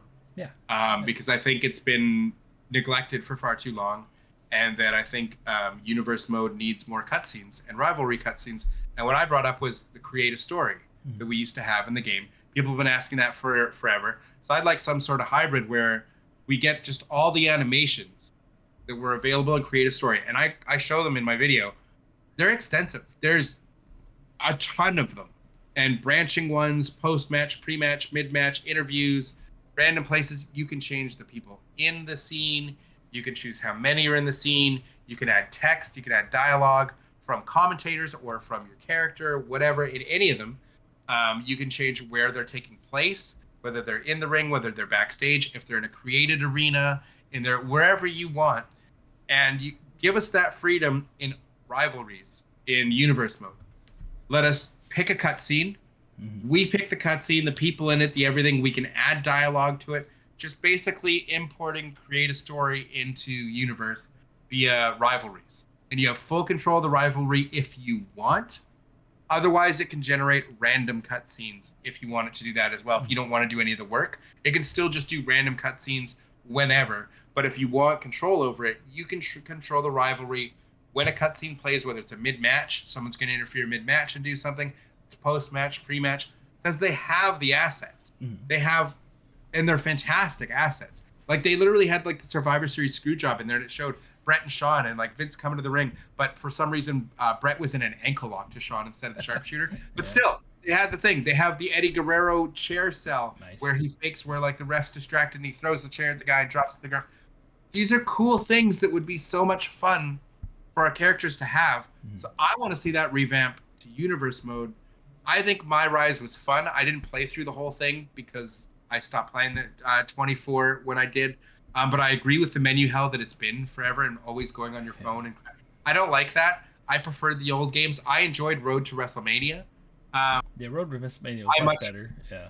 I much preferred those. My only problem with Road to WrestleMania was I enjoyed doing it as a creator wrestler. Yeah. I like playing these games as my creator wrestler. Not everybody does, but I like having that option. So that was what I did like about My Rise, but I just thought that, yeah, like you said, the menu hell is terrible. I just don't know with these games because there's always so many load screens for everything in between everything. Even on next-gen hardware, it's like load screen, load screen. And because it's on older consoles too, I don't know how they would go about the World Tour. Like, is Street Fighter 6 on... It is on PS4 and Xbox One, right? Yeah, but they can get and that's able to run because it's like a cartoon. But they can run World Tour. It's like a cartoon art style. I don't know. The WWE games are going for the realistic look, you know. But one of the reasons why I stopped playing My Rise this year was because I made it all the way to Survivor Series in the male My Rise playthrough, and I was just playing through it, having fun. I didn't notice the little checklist up in the corner of things you had to do. So I played it for about half an hour, 45 minutes. I win the match. It goes to the screen, says, failed. Restart match? I'm like, how did I fail? Because I didn't go through the stupid story checklist. I have to go through that's annoying. And that's rebeat that really whole lame. match. And that just killed the mode for me. I'm like, I'm not sitting there for another 45 minutes to do this dumbass thing. What happened to branching story paths that if you did things one way, you'd get a one branch and you'd get something else if you didn't? And it would tell you at the beginning of the match, the only requirement was like, you have to win this one. Right? Like you get that, and if you lose the match, you fail. Yeah. But there's not like you didn't Irish whip your opponent into the Northwest Territories. Yeah. You know what I mean? I hated that too. Southwest Turnbuckle. What do you mean? Just say exactly. Say in relation to my camera view. Yep. Is it bottom right, bottom left, top right? Don't tell me northeast, southwest. Like, what are you talking about? Right? Exactly. When has there ever been referenced like that? Who did this? Yeah. Who hurt you? Who hurt you as a developer? Right. But I think the mode, definitely, because I loved World Tour in Street Fighter 6. I love that mode. That mode is awesome. I think it would be really cool. I think we had more freedom in past WWE games, and I'm talking 10, 15, 20 years ago past WWE games in the story modes. And one thing I want to do on my channel, I'll probably do it at some point, hopefully. I mean, hopefully I'll get through the Fire Pro one as well. But I always have a big to-do list of things I want to do on the channel, and then a new game comes out, and then I'm playing Marvel Rivals, or I'm playing Sparking Zero, or I'm doing something else, and then we're gonna get UPW news, and then it's 2K25 season. But there's always something. I have a checklist, and I do eventually want to play through as well, because I didn't have a PlayStation. I want to play through the Here Comes the Pain career mode at least once. Say I would do that at least once on stream. That'd be a great video, man. I'm very curious how your thoughts would be on that game. I would love to play it because again, I'm not crazy about the control scheme on the SmackDown games, but I'll get used to it. But I would like to play that through. I'll probably play it as RVD because in that game I'm not going to bother spending all this time creating a character just to play through it once. But I'd like to do that. And same thing, eventually I'd like to go through the Fire Pro thing as well. One thing I want to be able to do with Fire Pro though is be able to play it with an arcade stick. Ooh. But the problem is with a lot of the games you can't because you need the right thumbstick for something. But it's like I would like to play because Fire Pro I don't think you need that right thumbstick. It might take away my ability to pose. I'm not sure. But I would like to be able to play it with an arcade stick. I think it would be interesting. It's just something weird that I've wanted to do with a Fire Pro because it's been so long since you like, other than a WrestleFest, when you've been able to use an arcade stick to play a wrestling game, and Fire Pro is that right kind of graphics for it, right? But that's what I'd like to do. But it's just, I think the city mode could have potential. It depends how it's implemented. Yeah. Because I'm more leery in the fact that we get such small incremental updates every year that a new mode like that. Do you remember how poor the My Rise was in 2K15? Like the first year they brought it out, it was horrible. I barely remember that game. I didn't buy it when it came out. I bought it on sale, and it's only because Ultimate Warrior had a showcase. And so I bought it, I played through his showcase, and then I traded it in. That's all I did with that game. I'm like, oh, cool, an Ultimate Warrior showcase. And he looked really funny because it was the first game with their, the new hair and everything. And he just looked really goofy, and he was way too jacked. But I didn't care. It was the first time we'd had him in a game forever. It was the first time he'd come back for forever. That was when they did the Legends deal and everything. That was what helped them get to the Legends deal and everything before he passed. Yeah. Yeah, that showcase. I was like, this is awesome because it's Ultimate Warrior. But yeah, that game. That's my big concern is that bringing in a new mode like that would be a huge change. That I think it would be really horrible in its first iteration. I think that's going to happen no matter what. But that's what I'm worried about. My problem with the 2K, like the first My Rise, was you were constantly you started from the performance center and all that and worked your way up. But the problem is you were with all these jobbers that you didn't create and had no control over. But there were these jobber dudes, and all throughout the entire My Rise, you kept going back to feuding with these jobbers that they created. Yeah. Whether you were on Raw or in SmackDown at a pay-per-view you know what I mean? Yeah. Why am I feuding with this guy when I should be feuding with Austin or Cena or whatever? Why am I having these feuds with your terribly created creator wrestler? So my big thing that would have made the huge difference and would have made My Rise way better at the time, like for that one, was if you could go in and use any community creation and replace their in-game that'd be really cool roster. Because then if my feud is with Kenny Omega, I'm cool with it. Yeah. Then if my feud is with Will Ospreay or whoever's the big, you know what I mean, at the time. Like, what if I play as me and I put my antagonist as you? That'd be fun, right? Exactly. Have my buddies in there. That'd be awesome. Exactly. and it would give me replayability, a reason to play it again, because my buddies would be the ones, you know what I mean? It's like, I'm going to whip your ass. Things like that. And that's why any of the games they've ever had use non-in-game wrestlers, like their own creator wrestlers in any of the stories, I've always been like, why is there no option to replace those characters with a community creation or an in-game wrestler if you want that's not in the story? Either or, but still, I'd rather just be able to be a community creation. So it's like, all right, I want, MJF in my storyline. That'd be cool. Trolling me through my whole thing. That's what I want. I've always wanted in these story things, and that's what I think is beautiful. And that's my favorite part of Ultra Pro Wrestling. I keep drawing back to Ultra Pro Wrestling, but in their career mode, you'll be able to do that after your first playthrough. You'll have to do your first playthrough, but once you've gone through it, you can edit all the in-game wrestlers then, so that once you get someone off community creations, if the storyline is, say, between Blue Collar Bill Dollar and Bill Dundee or whoever, James Buckingham or Phil, I can't remember the names of all the characters. There's over 100. Oliver, I was just thinking the original guys. I think it's Oliver Buckingham. So say it's Blue Collar Bill Dollar and Oliver Buckingham, and you're like, and that's kind of like your Dusty Rhodes Ric Flair feud. And then you get the Horsemen and stuff. Well, now you can go in and download actual Ric Flair, actual Dusty Rhodes from Community Creations and replace them. And now you can replace the arena they're in to the old NWA Crockett arenas. And if you wanted as someone else as your own creator wrestlers, you want it modern day, you could replace it, like have Cody Rhodes replace Dusty. You can have Roman Reigns replace Ric Flair, or you know what I mean, or Kevin Owens, or whatever. And you can literally make it your own. So you still have the dialogue, but it changes the names, it changes the venues, it changes the arena, and then it's a whole different playthrough. You know what I mean? Like that was something you could do that in No Mercy. In No Mercy, if you changed what they looked like, it would, I believe, it changed the career mode. Like, so if you took Stevie Richards because you didn't like him because Big Show was being punished at the time, they took Big Show out of the game. And so the whole storyline was your WrestleMania 2000 story of the Fatal 4-Way and a McMahon in each corner. But they had Steven Richards of the Right to Censor replace Big Show's role. So if you didn't like that, you could just put someone over Steven Richards' character and put someone else there. But I don't think you could edit their moveset. I don't remember if you could. So it might have been stuck to their moveset, but at least you could change what the model looked like.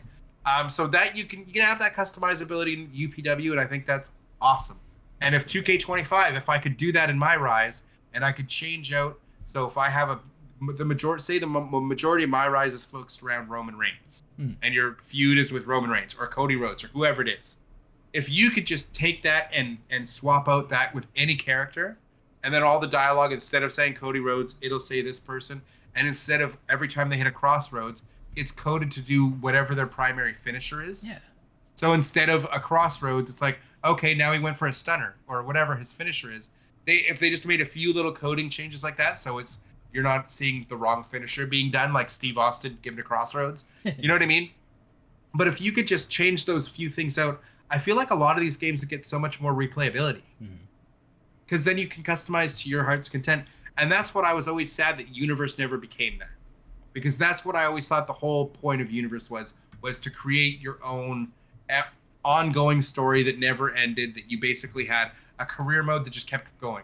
But it's never felt that way. Yeah, and each year they take out features and try to add in new things that don't work. And it's like, what are you doing? It feels like they gut it every year. And I have a feeling that, I hope not, but I have a feeling that one of these games, they're just going to remove it entirely and say, hey, we're going to rebuild it and bring it back next year, which will piss off a lot of fans, myself included. But I mean, how long did it take to get GM mode back? Oh, it took a lot. Because community or Universe mode was supposed to be GM mode. Well, no, it was supposed to be your full sandbox. GM mode evolved into Universe mode, and they got rid of the money management. And now everybody's like, well, we want the money management back, so they redid my GM mode, which I think is funny because that's what it eventually becomes. So maybe that's what it became. Maybe they're going to keep building off of my GM and eventually turn my GM into the new Universe mode with all the new bells and whistles like they did last time. And then eventually phase out the current Universe mode and rebuild it that way. Because like I said, if you remove it 1 year, you're going to piss off the whole fan base. Another thing I would like to see in my Rise, real quick, is instead of always playing is the modern roster. And I know UPW is doing this where you can play through the eras. It'd be awesome to pick like the Attitude Era, right?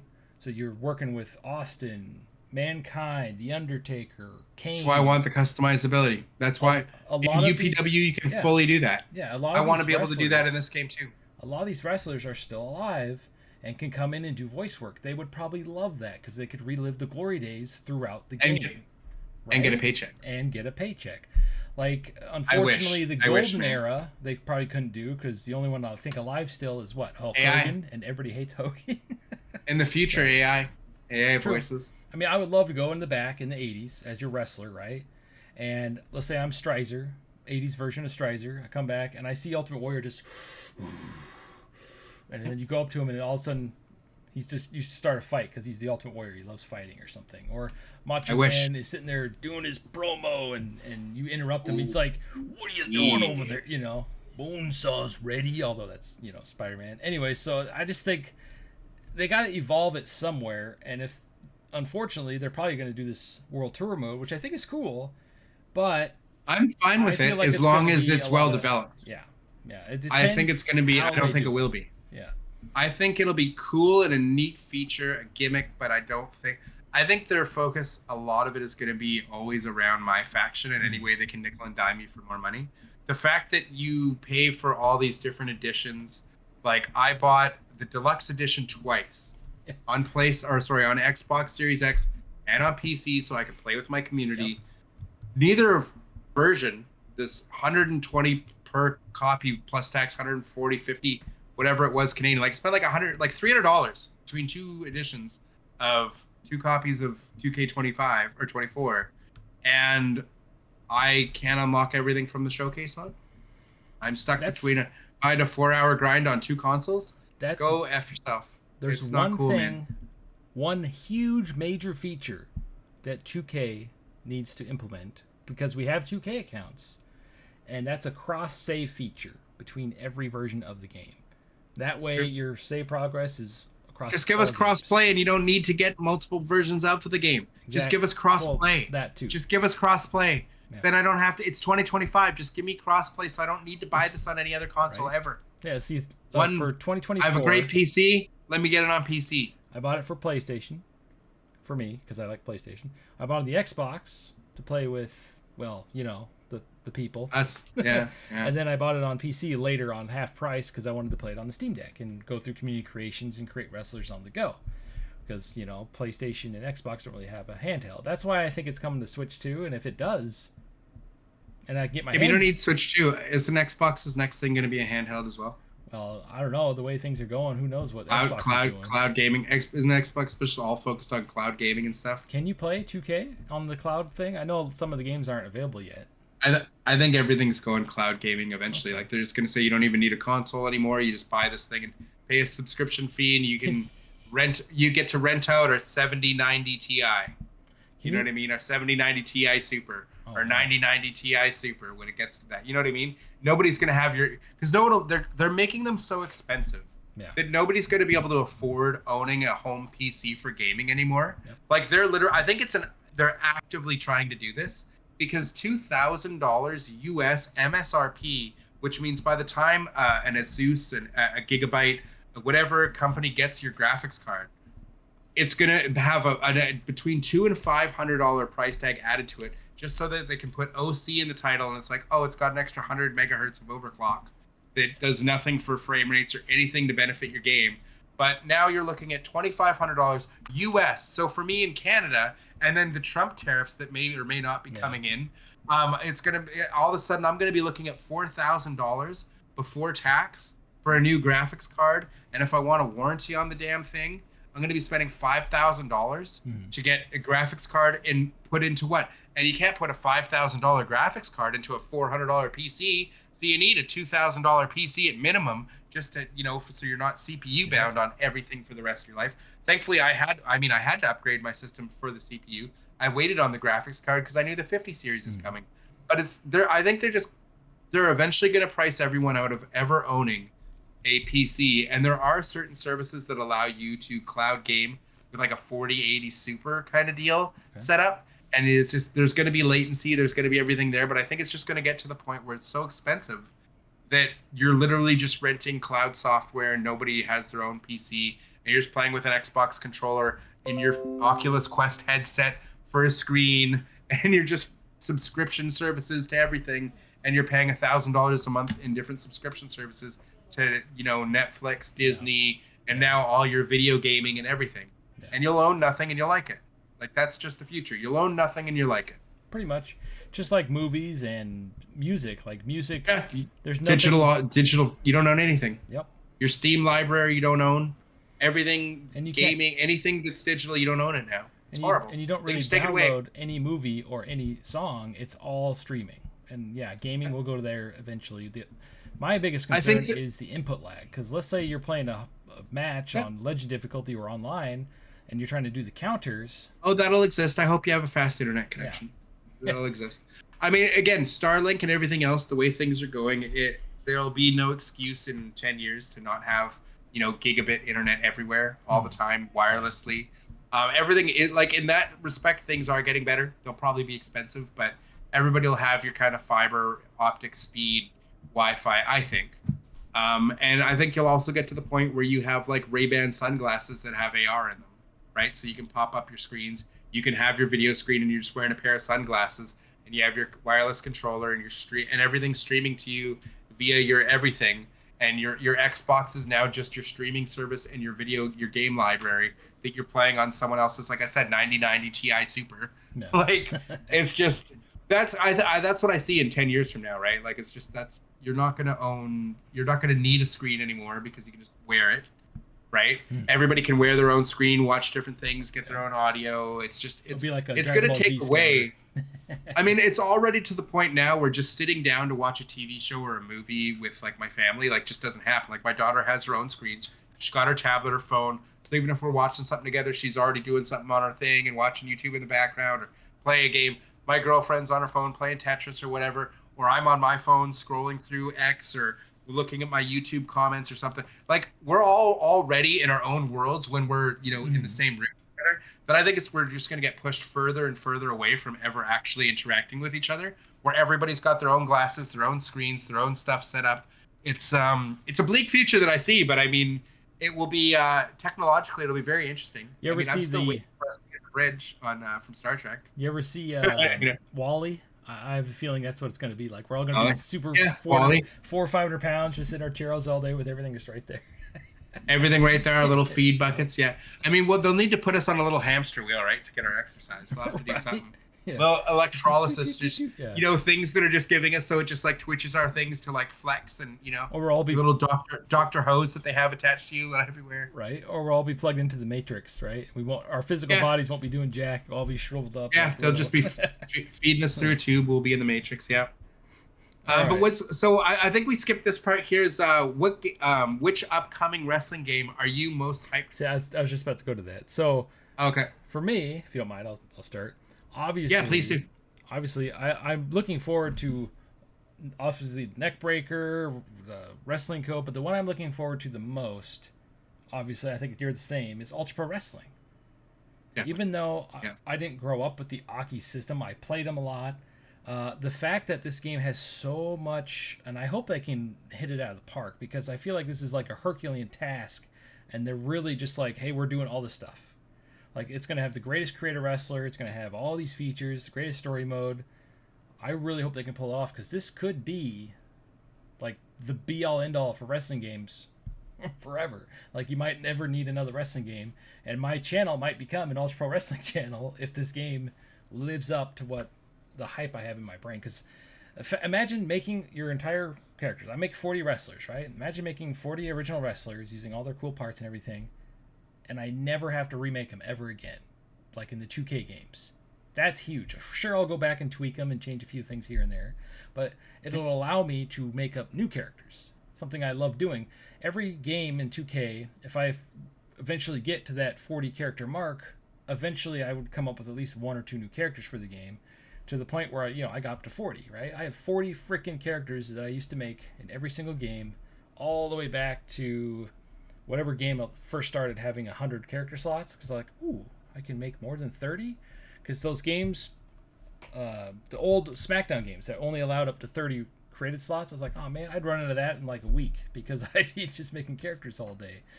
So with Ultra Pro Wrestling, I hope we have, I think didn't he say we're gonna have like unlimited space or like 1,000 slots or something? It's just it's based on your hard drive, so it's unlimited up to your hard drive space. See, and that's the way Fire Pro is on PC.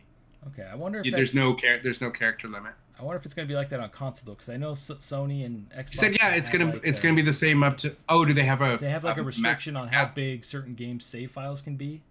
I don't know what that is, but maybe. So that'll be your limit. Whatever that is will be your limit. That'll be your limit. So I'm super stoked for Ultra Pro Wrestling. I love all the original characters. I've always wanted a wrestling game with original wrestlers. It kind of reminds me of like a Nintendo game. Like if Nintendo made a wrestling game with all original wrestlers, Ultra Pro Wrestling is how I envisioned it would be. And Hal Haney and his art, I love his art. Have you seen, I don't know if you're a Mega Man fan, but have you seen like his Mega Man versions of the wrestlers? Like he did a Mega Man version of Ric Flair and a couple other wrestlers, and it's freaking awesome. I've seen. It's like Flair Man. I follow him. I follow him on X. X is really the only social media I really use. Yeah.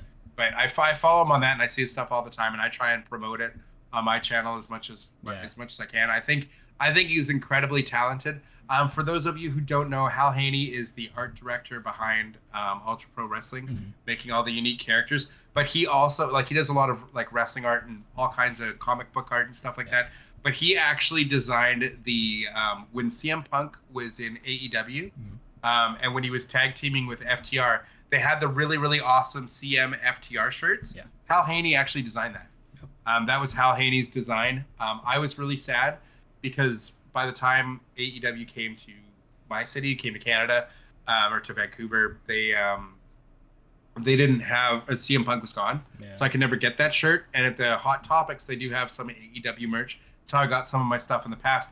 I found a CMFTR shirt, but it was a small. And I was like, oh, do you have any of these in like an L or an XL? And they're like, no. And I was like, damn it. Because I really wanted the shirt, but I'm like, I'm not buying the shirt without it. I like that it's never going to ever fit, no matter. I could lose them. It doesn't matter how much. My torso is never going to shrink that size, even if I lost a lot of weight. I would never, and even if I got completely emaciated, I would never be able to fit into a small. Yeah. So like a medium at maybe like in high school, you know. So it's just I really wanted the shirt, and it just sucks being in Canada because to order stuff off AEW or online, they have import duty fees, everything. Yeah. And it's like, so for a $20 t-shirt, I'm not spending $100+ in like duty and shipping and all the import charges and everything. So they have to have a Canadian, like if it's on Amazon Canada, if it's on whatever, like a Canada website, then I'll buy the merch. But I've made the mistake in the past of buying like YouTubers merch and stuff in Canada and had all these fees. I think I bought like a Mr. Fruit shirt. Like, I don't know if you're familiar with him, but he was like a Destiny content creator. Mm-hmm. Now he's just like a multi-game streamer and everything.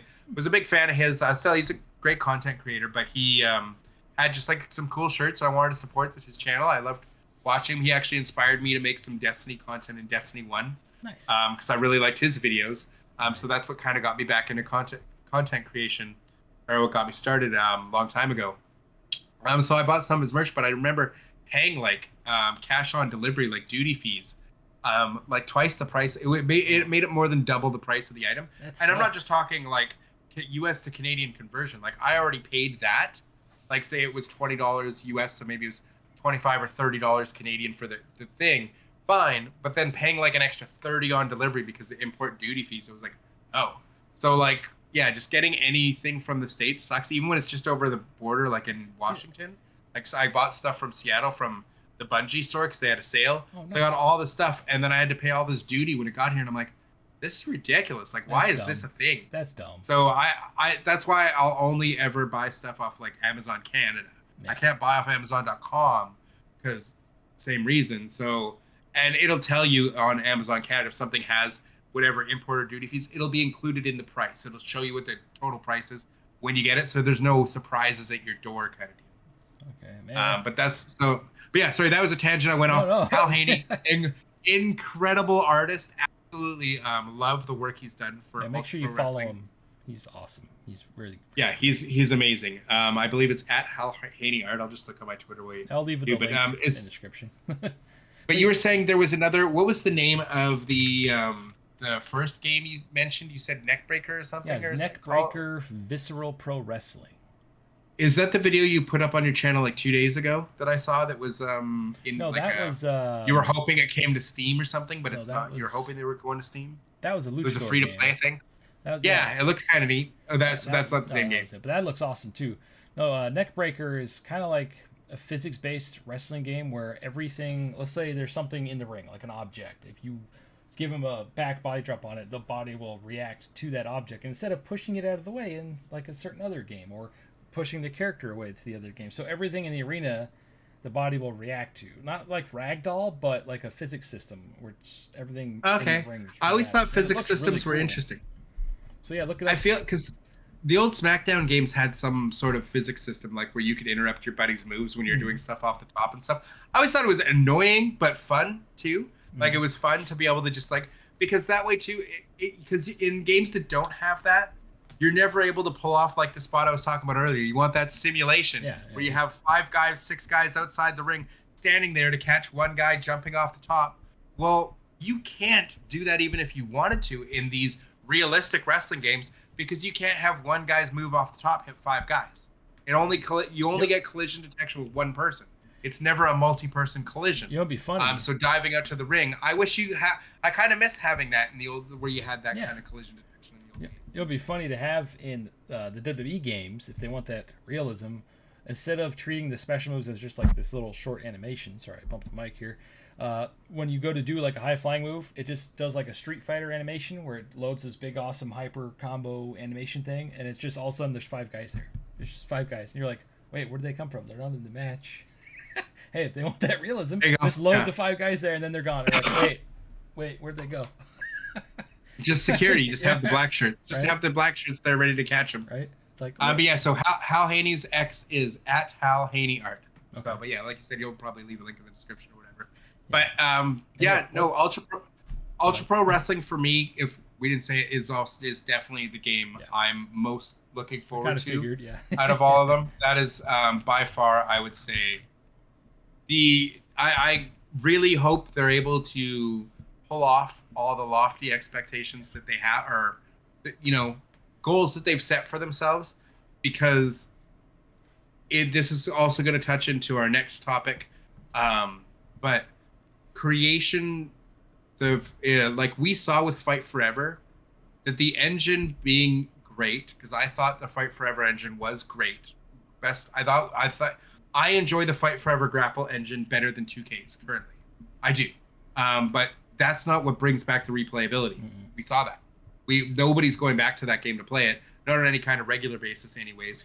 Yeah. What we found out is like the creation suite is one of the most important things in the game. Yeah. And the lack thereof of that feature took away so much replayability. That and a replayable story. Like, you need single player content. As an online player, I realize how important single player content is, because the only way to keep players in there so it's not super sweatfest all the time, to keep a player base there, you need the single player content to be replayable and fun and keep people in, so that they look and they're like, you know what, I'm going to go play an online match before I get off. Yeah. I'll play a couple online. Oh, that was fun. We'll play one more. That's how you get people to play the online at all. But if the players aren't there to begin with, then there's no online at all. Mm-hmm. So single player content is super important. So the two things I think Ultra Pro Wrestling has to nail is their career mode. The 80s is what we're getting started with, and then the 90s and the 2000s DLC. And I love what they're doing with the DLC is that every DLC in that game is going to be 100% free all the time, outside of any real life promotions, characters, etc. So if it's a real life wrestler, you're paying for that because that's how they're paying that person. Yeah. Half that, 50% of your purchase is going directly to that wrestler's estate or that wrestler themselves. So if you like a wrestler like the Blue Meanie or something, and you want to support him, great way to support him, buy his character in the game. I wonder what the. So I always think that's great. Sorry, I wonder what the percentages are in other wrestling games that like what they pay the wrestlers, because I'm curious what the wrestling code. I think it's usually no idea what the wrestling code, no insider stuff here, but from what I understand, just from speaking with some of the devs at UPW and just getting a general overall sense, I think a lot of wrestlers are used to, especially bigger names. I think have a flat fee, 10 grand or 20 grand or whatever it is. You got to pay me this or whatever the fee is, and then maybe you can incentivize them to bring that number down a little bit with, say, a royalty fee. So for maybe you get 1-2% of every whatever your character sold or whatever it is. Because I think that was the thing. Because I remember hearing Stevie Richards on his podcast was talking about video game royalties. Because I think he's a part of Ultra Pro Wrestling as well. Yeah, he's mentioned that on his podcast. But for games, he said as the roster got bigger and bigger, those checks got smaller and smaller. Because when you got a game like the old games, say like for the Sega Genesis or something, if you had a game, the roster was maybe 12 characters deep, right? Maybe you get 12 characters. So for those 12 characters in those games, if that game sold 100,000 copies, well, the royalties are being split between 12 wrestlers. So say the entire roster is splitting, let's say 20% of the overall revenue. Well, that's 20% split 12 ways instead of 200 ways. Yeah. You know what I mean? Like when the roster expands so big. So the video games now don't provide nearly as many royalties as they used to. And I think it's probably even less if you're a DLC, because at least at roster, every copy of the game, you're getting something. Yeah. Whereas like if you're DLC, it's only your DLC. Maybe you get a larger piece of that pie because you're the DLC and that's what they're, but even still. So for UPW, they're not none of the wrestlers are getting a flat fee from what I understand. It's all 100% just going to be split 50-50, 50% of the proceeds go to UPW for development, 50% goes to the wrestler themselves, and the wrestlers or their estates themselves will be setting the price. So if Matt Cardona costs 50 cents to purchase and the Blue Meanie costs $50 to purchase, and you don't understand why, well, it's because Matt Cardona in that situation, and these aren't actual prices, I'm just giving you examples, please don't quote this. I'm just saying if a wrestler video costs, right now. Exactly. But if a wrestler costs a certain amount, it's because that's what they wanted to charge. UPW can give them suggestions and say, well, this is what we think would sell more of your character if you priced it in this range. So they can give them suggestions, but at the end of the day, it's going to be up to the wrestler. The wrestlers can say, hey, UPW, you guys know video games. We have no idea. Like, say it's an estate for a past wrestler or something. They can say, you guys do what you think will be the best for, the fans and make the most money or whatever. So, and then they can say UPW price it themselves. That is the only case scenario where UPW would set the pricing. Otherwise, it's all the estate, the wrestlers. And so if they think they'll get more volume, if they charge a lesser amount, they'll do that. If they think they're, because a lot of these wrestlers have real life egos. Yeah. Some of them might say, I want $100 for my character. And then they might sell 0 copies or 1 copy. And then they think, you know what, let's make it $20. And then they're like, that still didn't sell. Maybe because they could drop over time. Who knows? As far as DLC packs, we don't know how that's going to work at all, if they're even going to have them.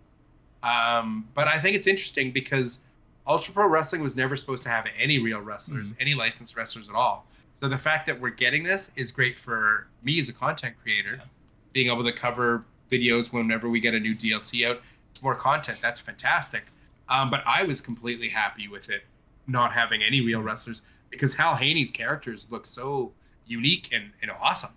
I'm super happy with that. Did you get your belt yet? Like, because you backs, what do you call it?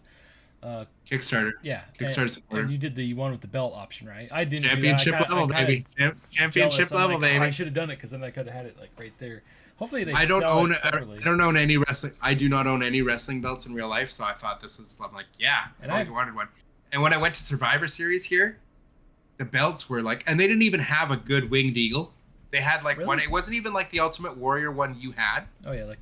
It did have the pink on it, but it was like weird multicolored thing. It just didn't. They did not have. They had weird belts that I'd never seen before too. Like they had like the old tag belts, but then they were silver. Like they're just so many weird things. They had this weird CM Punk spinner belt.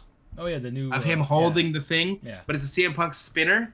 And I was like, and that was the most expensive one. That one I think was like $1,200. It was ridiculous. Like the belts were like $900. Yeah, I got that $1,200 on sale for $300. The Ultimate Warrior one.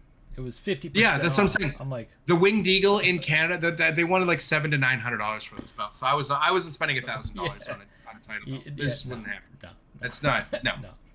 They're not. But the build quality ain't worth $1,000. No, and that's what I mean. Like the UPW belt is a cool thing for me because the UPW belt will be a very unique thing, part of their Kickstarter. So I'm super happy to have done that because I could afford it at the time. I think it cost me probably $350, $400 or something. That's not bad.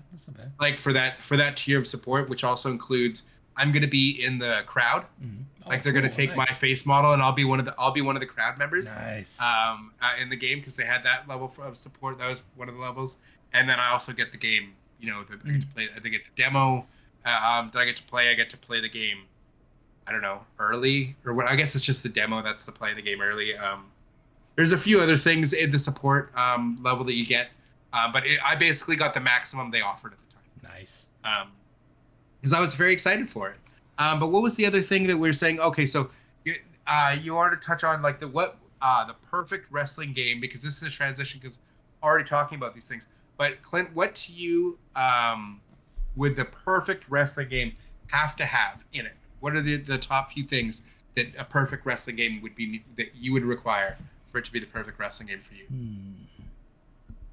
Well, it would have to be a combination of that revenge mode, because I love that revenge mode. I love the over-the-top wrestling moves and stuff like that in games, because it's a video game. It doesn't have to be one-to-one to the show. If I want to see that, I'll just watch the show, although I do appreciate when they have the character look identical to what they look like in real life. That's pretty cool. Like, holy crap, it looks just like him. But for me, the perfect wrestling game would have, basically like Ultra Pro Wrestling, have a crap ton of created wrestler parts, like unlimited, no limitations for a creation mode. So basically body morphing, endless creation parts in WrestleMania 19 and Day of Reckoning series. they have a feature where you can take, like, let's say a mask, and you can scale the mask and move it back and forth and make it fit perfectly on the character's face. Now that is probably a programming nightmare and it'll never happen again, but the fact that some wrestling games had that was amazing to me. Like, you could take blades, like saw blades, and I mentioned this in one of my videos, and you can put them in your shoulders, and they were animated, I think. It's been a while since I played the game.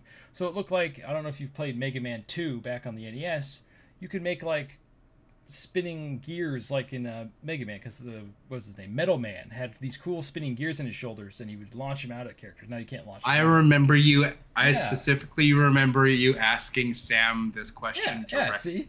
When we had our interview with him. I remember you asking. Just having parts where you can perfectly adjust it on the face. So let's say you have a shoulder pad, right? Or these cool extra shoulder pads like some of the wrestlers have. Let's say you want them to be huge, or you want to be tiny, or you want them to be a certain spot. You can't do that in the 2K games.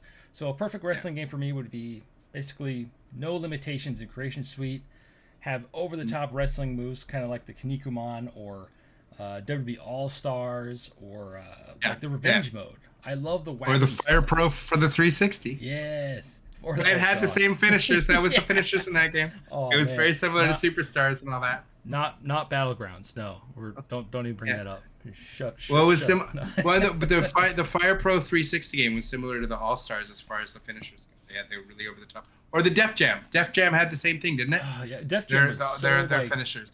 Like the fights were so visceral. I love that like they were super fast. Like, do you remember Vendetta? Like, did you play? Was that which one was the first one? Was it Vendetta or Fight for New York? Vendetta. So I liked Vendetta better because it was more of a wrestling game, because it was literally taking what was going to be WCW's engine from No Mercy. It was made by Aki, and they tweaked it. Well, that's what I'm saying is they took the engine. Well, Aki went to go from the No Mercy engine. They were going to make a WCW game. WCW folded, so they had this engine with EA Sports Publishing, and they made Def Jam. They got the Def Jam license because they had needed. They were like, we have this ready to make a game. So that's what turned into Def Jam. The sequel to Def Jam became much different. It wasn't wrestling game focused nearly at all anymore. So I actually preferred the first one, to Fight for New York. But I liked them both. They were both a lot of fun. I just preferred the more wrestling style of. Didn't New York have like a very, very limited creator character? I think so. Yeah, it was like super limited. It had like 4 features or something, but it had. That's what I mean. It's like they got away from the wrestling because it was now a new franchise. So I preferred the first one just because it was still somewhat of a wrestling game. Yeah, and I broke 2 controllers fighting Snoop Dogg because I got so pissed that fight was so hard. Yeah. Oh man. What did they call him? He had a different name. Was it Crow or something? Yeah, it was Crow. Crow. Yeah. I'm like, I love Snoop, but I hate you, Snoop. because of that stupid game. And that was my introduction to Danny Trejo as a person. Nice. Started seeing him in all these movies and everything, but I was like, who is this? Who is this guy? Did you ever play Def Jam Icon on the 360? It was like the 3rd game, and it was way too I only different. played the first 2. Like the 3rd one wasn't made by Aki, was it? The 3rd one? It was like EA. It was totally different. Everything, to my memory, was based off of the rhythm of, like, you had to execute moves to the rhythm, and the background was like a stereo. Like a Dance Dance Revolution game. It was really weird, and it totally flopped, and that's why we haven't got another one. It was terrible. Well, Aki was. I couldn't even figure out what I was supposed to do with the game. Like, how? This isn't a wrestling game. What is this? So yeah. Anything else that's required for your perfect wrestling game? A replayable story mode with branching paths, so it's never the same. It's always different. I know that's probably impossible. Well, you'll never be able to get it to never be the same, but you will be able to have it so like choices affect things, and to be able to get through all the cutscenes and experience all the different things, you'll have to have several playthroughs. To me, that's huge as well. Anything else? I think that's about sums it up. Mostly just creation mode stuff, because I love creating. I don't want any limitations. I hate it when, like in real quick in 2K, you want to use a certain part, but it has that wrestler's logo plastered all over it, and you can't cover it because it's like 3 dimensions, kind of like this Transformers logo. And so if you put a black mark over it, it still shows the outline of the design, and you can't get rid of it. So it's stuck there. So it'd be nice to have a little toggle that removes that. So yeah, we're going to end on this when you give your perfect wrestling game. because we've been going for like two hours. So yeah, what is your perfect wrestling game? For me, I definitely think the Creation Suite is probably the biggest thing. I mean, I've always been a fan of the Creation Suite. First thing I do is create my wrestler in these games. Always has been my big thing. But I didn't realize how important that was until we got Fight Forever's Creation Suite. Mm-hmm. It was so bare bones that I was like, this is as bad, if not worse, than like Warzone or Attitude. I don't remember if Warzone had a create a wrestler. One of the two did. Between Warzone and Attitude, one of them did. Attitude obviously had it, but I don't know if both of them did. Yeah, Attitude being the sequel. It does. Warzone does? Okay. Yeah. So this would have been as bad, if not worse, than Warzone's Create a Wrestler from 1998 in the West. Like the worst Create a Wrestler you've ever seen in a wrestling game ever. And yeah, see, right there. That already better. Already better than Fight Forever's. Oh man. And when they added parts to it, like we asked, they added like, here's gold pants. Yeah. Here's textured animated pants. What the? Yeah, that's that? Fine. Yeah. That's fine to have as one of 10,000 pieces, not of here's 30 new items. 10 of them are colored pants. Like, oh my, like what are you doing? So to me, create a wrestler, and I know that the reason I'm so passionate for Ultra Pro Wrestling is because I've been able to talk to Sam, not just in our interviews and stuff that we did, but early on when they were doing like after the Kickstarter had ended. And prior to that, I'd seen interviews with him, but he was doing live interviews like weekly, like doing a live, like kind of giving updates and stuff. Mm-hmm. And people were allowed to ask questions. So I actually was talking to him quite a bit before we even got to interview him, and kind of got a sense of where he's coming from with these games and what his background was. And for him being so passionate, being a huge Aki Engine fan, obviously, and having watched people time and again promise a successor to the Aki Engine and all that and failing miserably or just it not being that. And him having played Fight Forever and thought certain things are a little disappointing. He thought kind of fun, but certain things he doesn't like when you do like a grapple move and then there's a 30-second animation. Like it automatically starts dragging you to the center of the ring, does this, does that. He hated that. It's like, if you're out of position, you miss the move, you miss the move. You know what I mean? Mm-hmm. Like he's more like the very, very like the Aki Engine, but he was huge on the creation side, especially because he knew initially in his vision, he was not going to have any licensed anything in his game. So he didn't know if there would be fans out there for a wrestling game that didn't have licensed wrestlers in any way, shape, or form, because that's never been done before, really. Like realistically, very, very few indie studios have ever done it. So he was making this game, and he knew he needed a massive roster because he also knew how important creating a story is, like create like a career mode. And to me, these are the two most important things to the perfect wrestling game or successful wrestling game: is a creation suite with as close to unlimited customization and creative freedom as possible. There's always going to be a limitation somewhere. I understand that, but you want to give the player as much freedom while also offering simplistic solutions so you don't have to go in depth if that's not your jam, if that's not your thing, but you have the option to fully go into the details in the nose, in the eyes, the positioning of the eyes, the eyebrows, the structure, like whatever it is that you're into, like having those details, like body morphing, face morphing, stuff that we lost over the years. Yeah. Those things are really important to a lot of creators.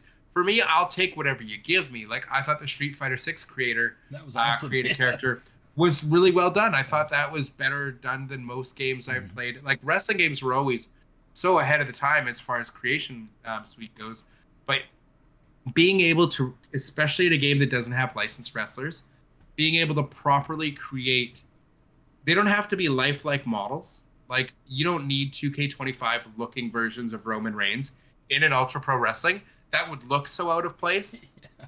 But being able to recreate the characters perfectly in the art style of the game.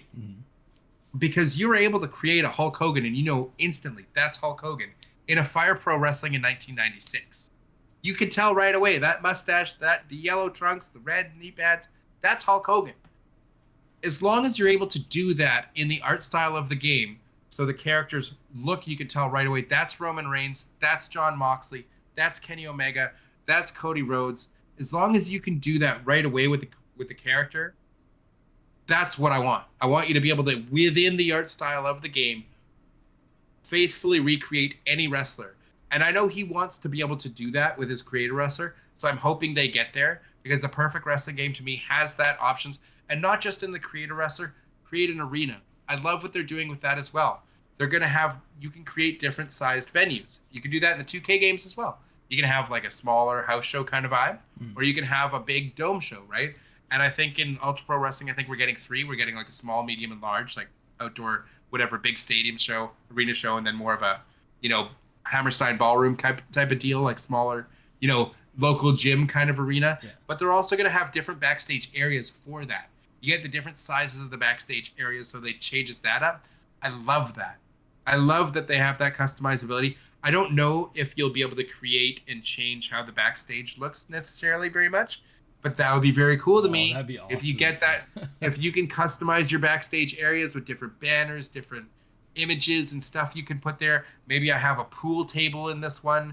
Maybe I have like a retro arcade machine that I can throw my opponent through.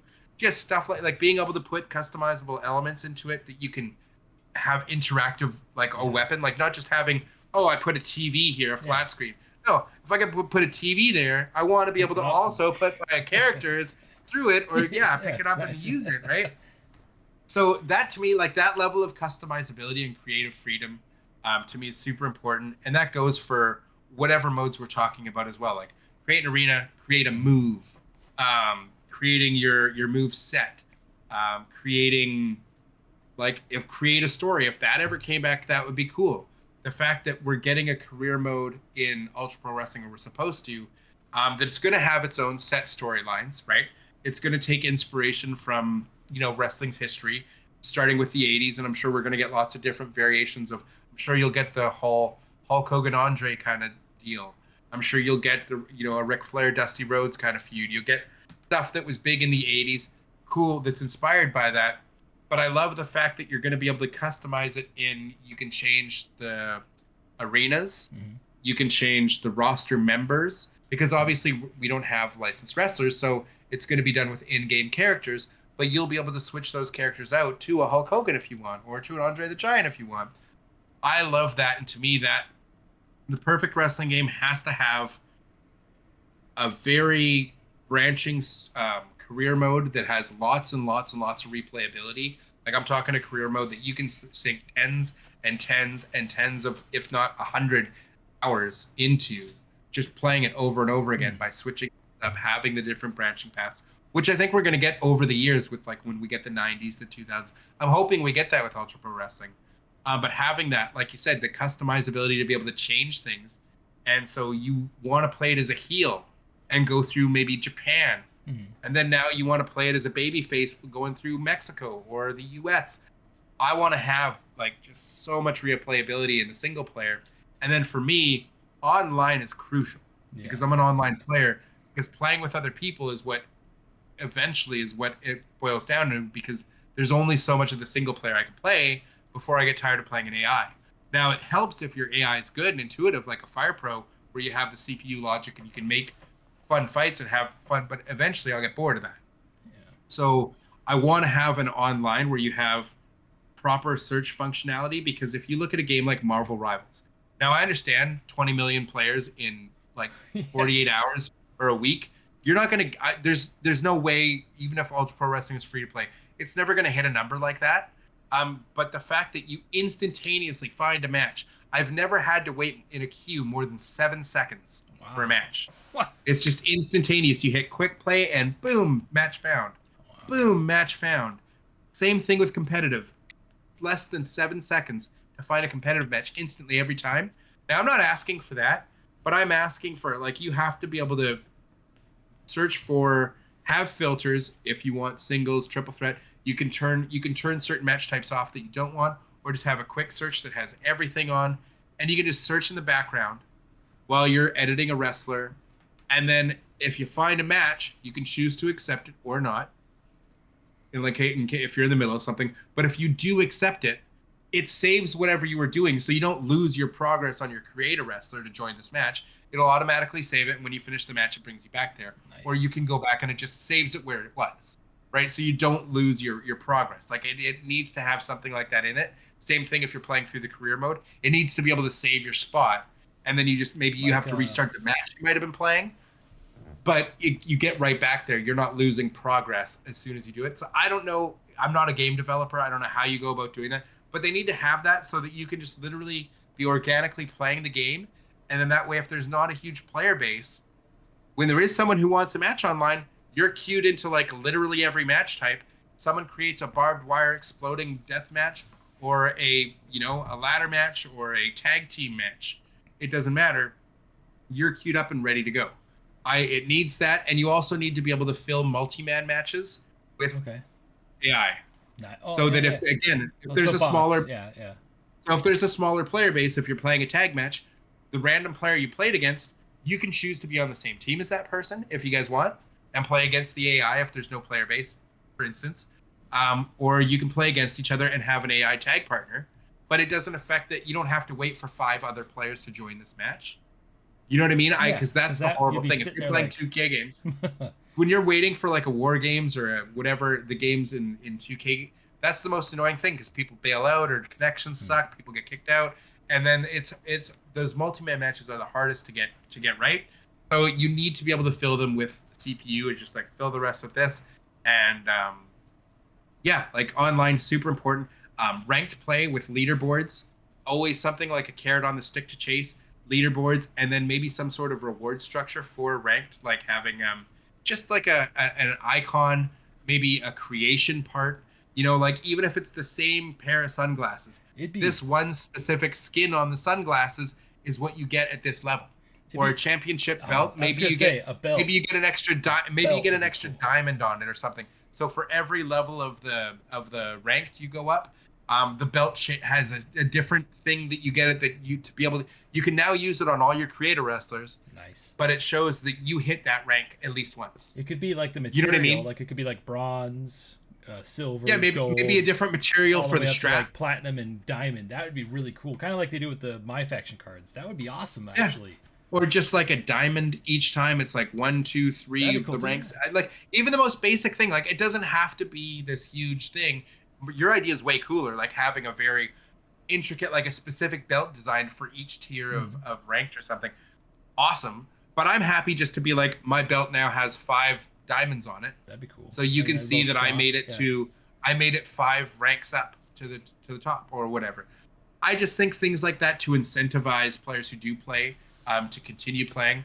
I love the fact that we're getting a weekly online show where they're going to have like a Twitch stream or stream of Ultra Pro Wrestling of UPW Monday Blast. I hope that. And they're going to have an online. Well, the fact that an online championship every week being defended, I think that'll blow up for sure. Like, but will because it last? Initially, will it last? Well, you will have to see. I definitely think it'll blow up because you're going to have big name YouTubers in the wrestling game community. Like I'm sure Matt, like Assemble, and like Smack Talks, like other guys like. Kenny Baum, whoever, I'm sure are going to cover this game when it comes out. I think all the big names in the wrestling game sphere will have eyes fully on this game. So those first few UPW Monday Blasts are going to be a blast, right? And I'll be playing every week, of course, and streaming it and everything else.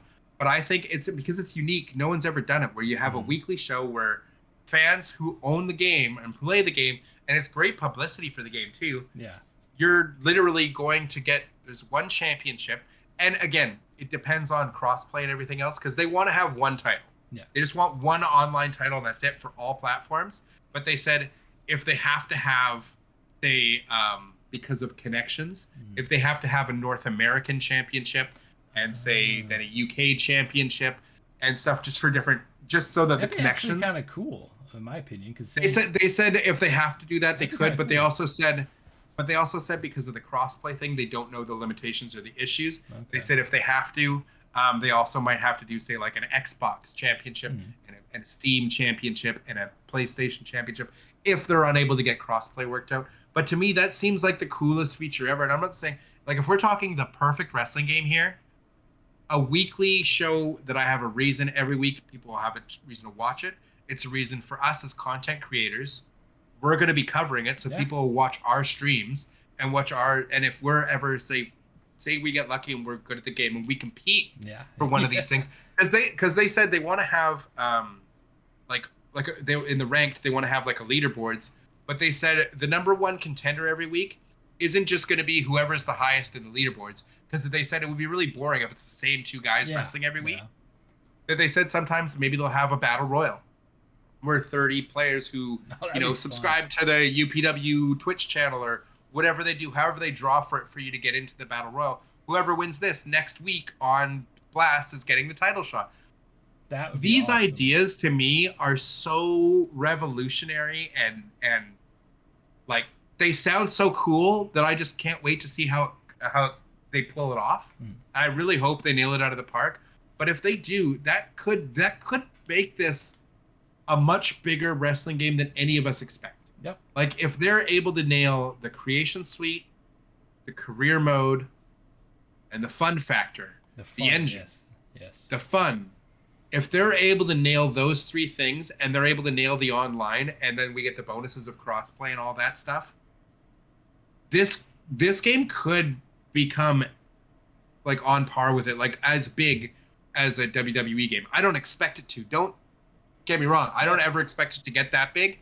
But if the game nails the right things, there's, like I said, all the eyes are going to be on this game. So everybody who plays those WWE games and watches any kind of wrestling game YouTube will be exposed to this game, and they will see their favorite creators fighting off to try and be the UPW champion. What I think could happen is, you know how Power World just blew up because it did everything that we've been wanting Pokemon to do since its inception? Exactly. Ultra Pro Wrestling could be that wrestling game that just freaking explodes because it does what we've been begging for since God knows when, right? So I think you're right. I think if the game all the eyes are going to be on it. If it hits all the check marks and everything works right and everything just is good, it could be like the Power World of wrestling games. That would be huge. It would blow up, like you said, the community, the YouTubers, all of us. This is the game that's going to get me out of retirement to stop or to actually play online and try to be good. Because I haven't played a wrestling game online since, hell, I don't even remember. I think the last one I played was... I didn't even play Fight Forever. Nope, I didn't play it online. Fight Forever for me was that game. I was planning on building my channel again. Yeah. All these times I get these wrestling games, when I finally get really excited about one, I want to build my channel around it. And so Fight Forever was going to be that for me. I started making videos on like the hidden, weapon finishers, like the Van Daminator variations. I was making all these. I was making tutorials on how to do this. I was trying to get better at the game. I did tutorials on how to get your creator wrestler the maximum ability points and things to be able to unlock all the stuff to have a really cheap online wrestler. And but that first week of the online play when it was fresh, because I spent the very first day just create a wrestler, grinding road to the elite. I did not play online at all. I wanted my character ready because I knew created characters, if they had multiple, you get to pick and choose of all these broken abilities, oh boy, that's going to be the meta. So I'm like, I did that. And then right away, I climbed that leaderboard so fast because I went undefeated, I think, for my first like 10 or 15 matches. Nice. So that shot me to the maximum rank like instantly. I think I was like 12 wins or something, and I was at max rank. And then I was like top 5 on Xbox. And then I started beating the guys who were ahead of me in the rank, in the top 5. And there was only one guy in the top 5 that was ahead of me, that would I'd beat him, but he would actually take the loss and I'd get the points. Everyone else, once I hit my finish and they knew they were done, they would always quit. Always quit. And this was before we got like spamming people outside and the leg sweep spam and everything else. This is like before that, and they would just quit. So for me, I knew I was the number 1 player in the world on Xbox because I had beaten number 1, number 2, number 3. I had beaten them all. So I got myself, I think, as high as 2 or as high as 3 or 4 in the actual rank. But it's like when you got to that top rank, you no longer could match players like well below you. So the only players for that first week, the first like by day 2 and 3, there was only the other 5 guys I could match. So all the ranked online play was these guys who were all quitting because I'd beat them every time. And then there was no one else to play. And I was like, so I had to wait for people to get up to my rank to be able to play some more. And by then, these guys, I guess the top 2 or 3, maybe they were friends, I don't know. But they were just cheating because all of a sudden they had like 1 million wins. And I'm like, how'd you even find anyone to play? We can only play each other. So you were like, what, playing each other and just like, so. Taking turns losing, yeah. But they would just, but no, you wouldn't take turns losing because the whole way to build your streak was to the undefeated. Okay. Because once you lost, your amount of points you'd get for your next win like drop. Because once you were on a streak, the streak kept adding. So they went up to all of a sudden it's like that max rank. I think say it was 1,000 points. All of a sudden they got up to like 100,000 points, and they're in the same rank as the 1,000 points as the threshold for the top rank. It's like they've now got 100,000 points, 200, and then got up to like 1 million points. It's because they just never would ever actually take a loss. They'd always quit, and they would just it's just always forever a win. And there was no penalty. For quitting. And the same thing. Not for the first season. With Sparking Zero, like we talked about earlier, it's like that's the number one thing that'll kill the online is if there's no penalty for cheating or quitting and stuff like that. Yeah. Like, can you imagine in Ultra Pro Wrestling, there's a big title match, they drum it up for a week, and the guy quits. Obviously, he would lose, right? Lose the belt, but I mean, you got to have some sort of system baked into these wrestling games. But this is the problem. This is the problem with WWE games. This is why they removed. I think a big reason why they removed ranked in the leaderboards, because back in 12 and 13, I want to say, it was either WWE 12 or 13. I was in the top 50 for the online WWE ranked, but everyone ahead of me was cheating. So because of the create a finisher, there was a couple of exploits, and then there was straight up cheats. So the exploits was. There was one move that was irreversible. So but it was a regular in-game move, and it was like this pop-up, but it wasn't like a pop-up into an RKO. It was just like a pop-up, and they would drop to the ground. Pop up to get to the ground. And you could spam it over and over and over again, and there was no way to reverse it. There was another one that was Mark Henry's, I think, World's Strongest Slam or something. Okay. You could hit it over and over and over and over again, and there was no reverse prompt. There was no timing. It was impossible to reverse. And they could just spam it over and over again, so you could never get up, and eventually you just have no health and you're done. See, in SmackDown, so there was those in SmackDown versus Raw 2007, that was the last. I remember now because I was so annoyed with this. In that game, you could learn the timing of the grapples, and if you had nothing but submissions, you can get them in an endless submission loop and win every single time in 2007. I got caught. Well, this was a similar thing. Yeah. And I'm sorry, I said World's Strongest Slam. I didn't mean that. It was the splash he does when you're on the ground already. Okay, yeah. So you would just literally spam it over and over, and they could never get up. Yeah. They could never do anything about it. It would just get over and over. That was in-game moves exploits. Yeah, that's the same thing you would deal with, right? And that's why I never played online after that. Well, so it was the players were either using those, but there was then the much more. Excuse me. There was the much more egregious, where it was just literally a hacked pin. So like they would use I don't know if they were using the creative finisher or whatever it was, because there was a creative finisher bug where they would do things and they would get into a move and they would have ridiculous animations, whatever, and then it would just boom, we were done.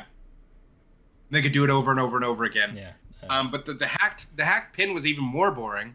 It was literally as soon as the bell rang, it didn't matter what you did, you could be blocking everything. All of a sudden, it would just go into the animation of you being rolled up into a pin. You didn't have a kick-out bar. There was nothing to do. There was no way to get out of it, and you just got counted 1, 2, 3. There was nothing that happened. It was literally just this animation would play, and you would lose at the start instantaneously. And they never fixed that. So eventually, I think their fix was to just get rid of ranked and leaderboards. Man. They never fixed it. Like, they weren't fixing the issues. And that was the most frustrating thing in the world to me, because I had grinded all the way up, and I was like top 50 on Xbox on Xbox One or whatever in the world in a WWE game, like not even a smaller AEW Fight Forever player base, but like in these games, and I took it seriously. I really grinded the game. I didn't use the exploits or anything like that to get there.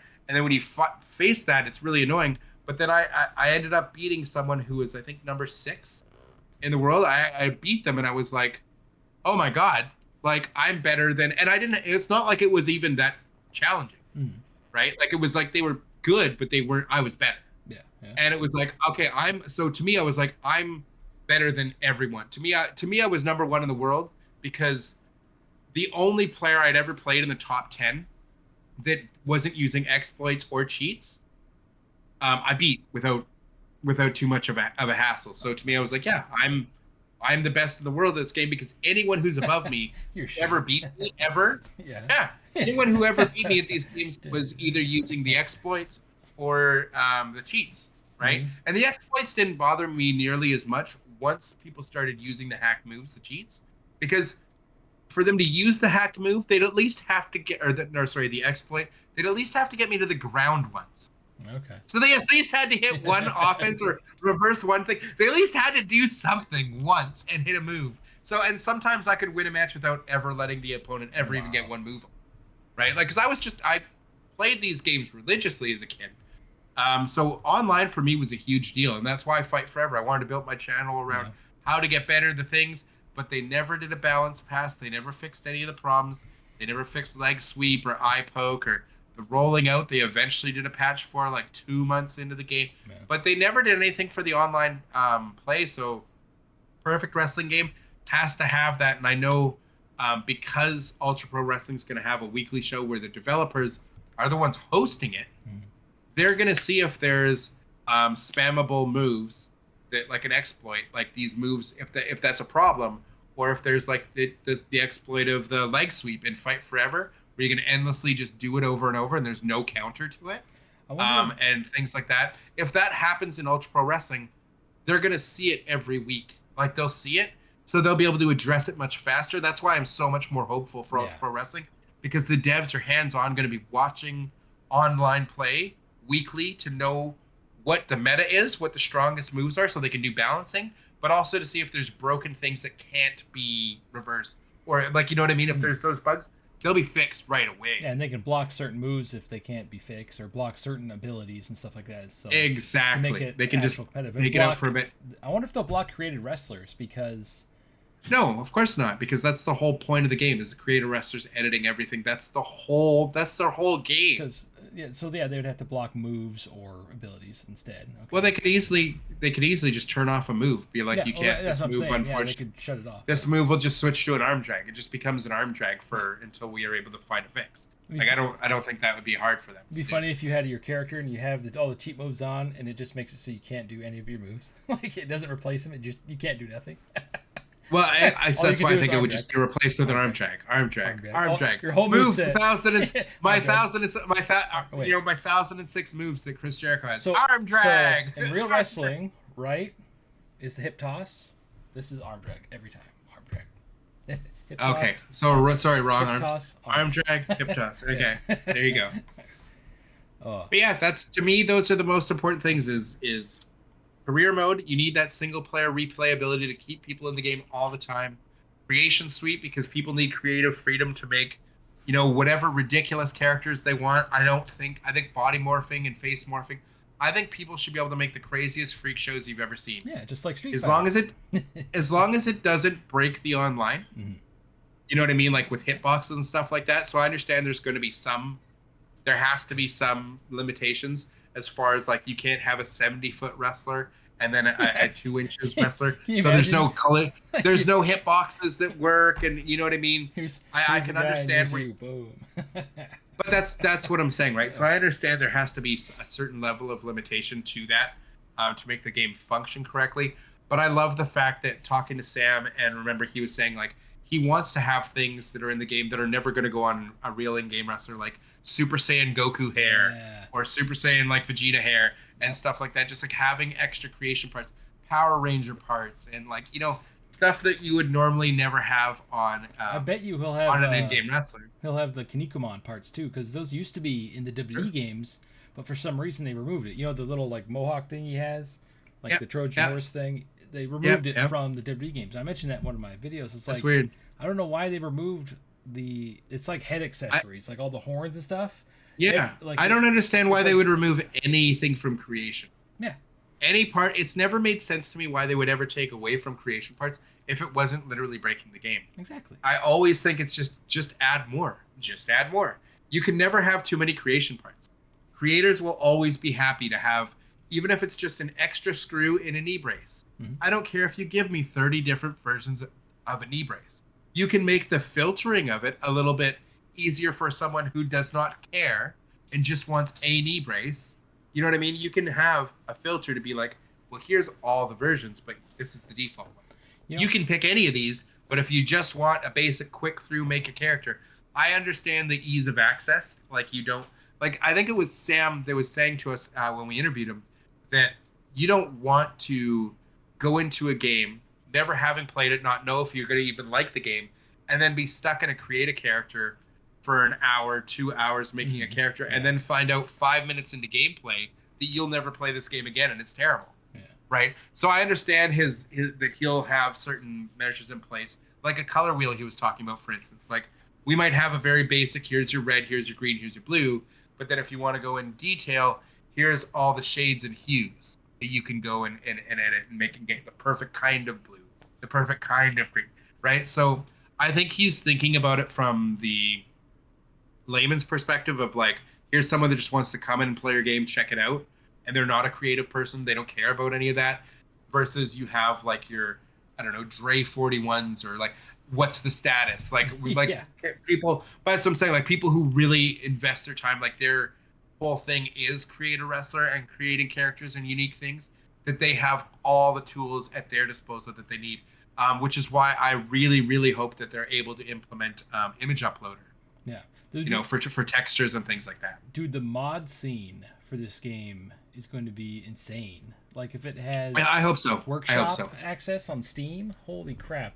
The Steam version will be the goated version because it'll have Workshop. You can add anything to the game. I know they want crossplay. I also hope they have cross-save community creations.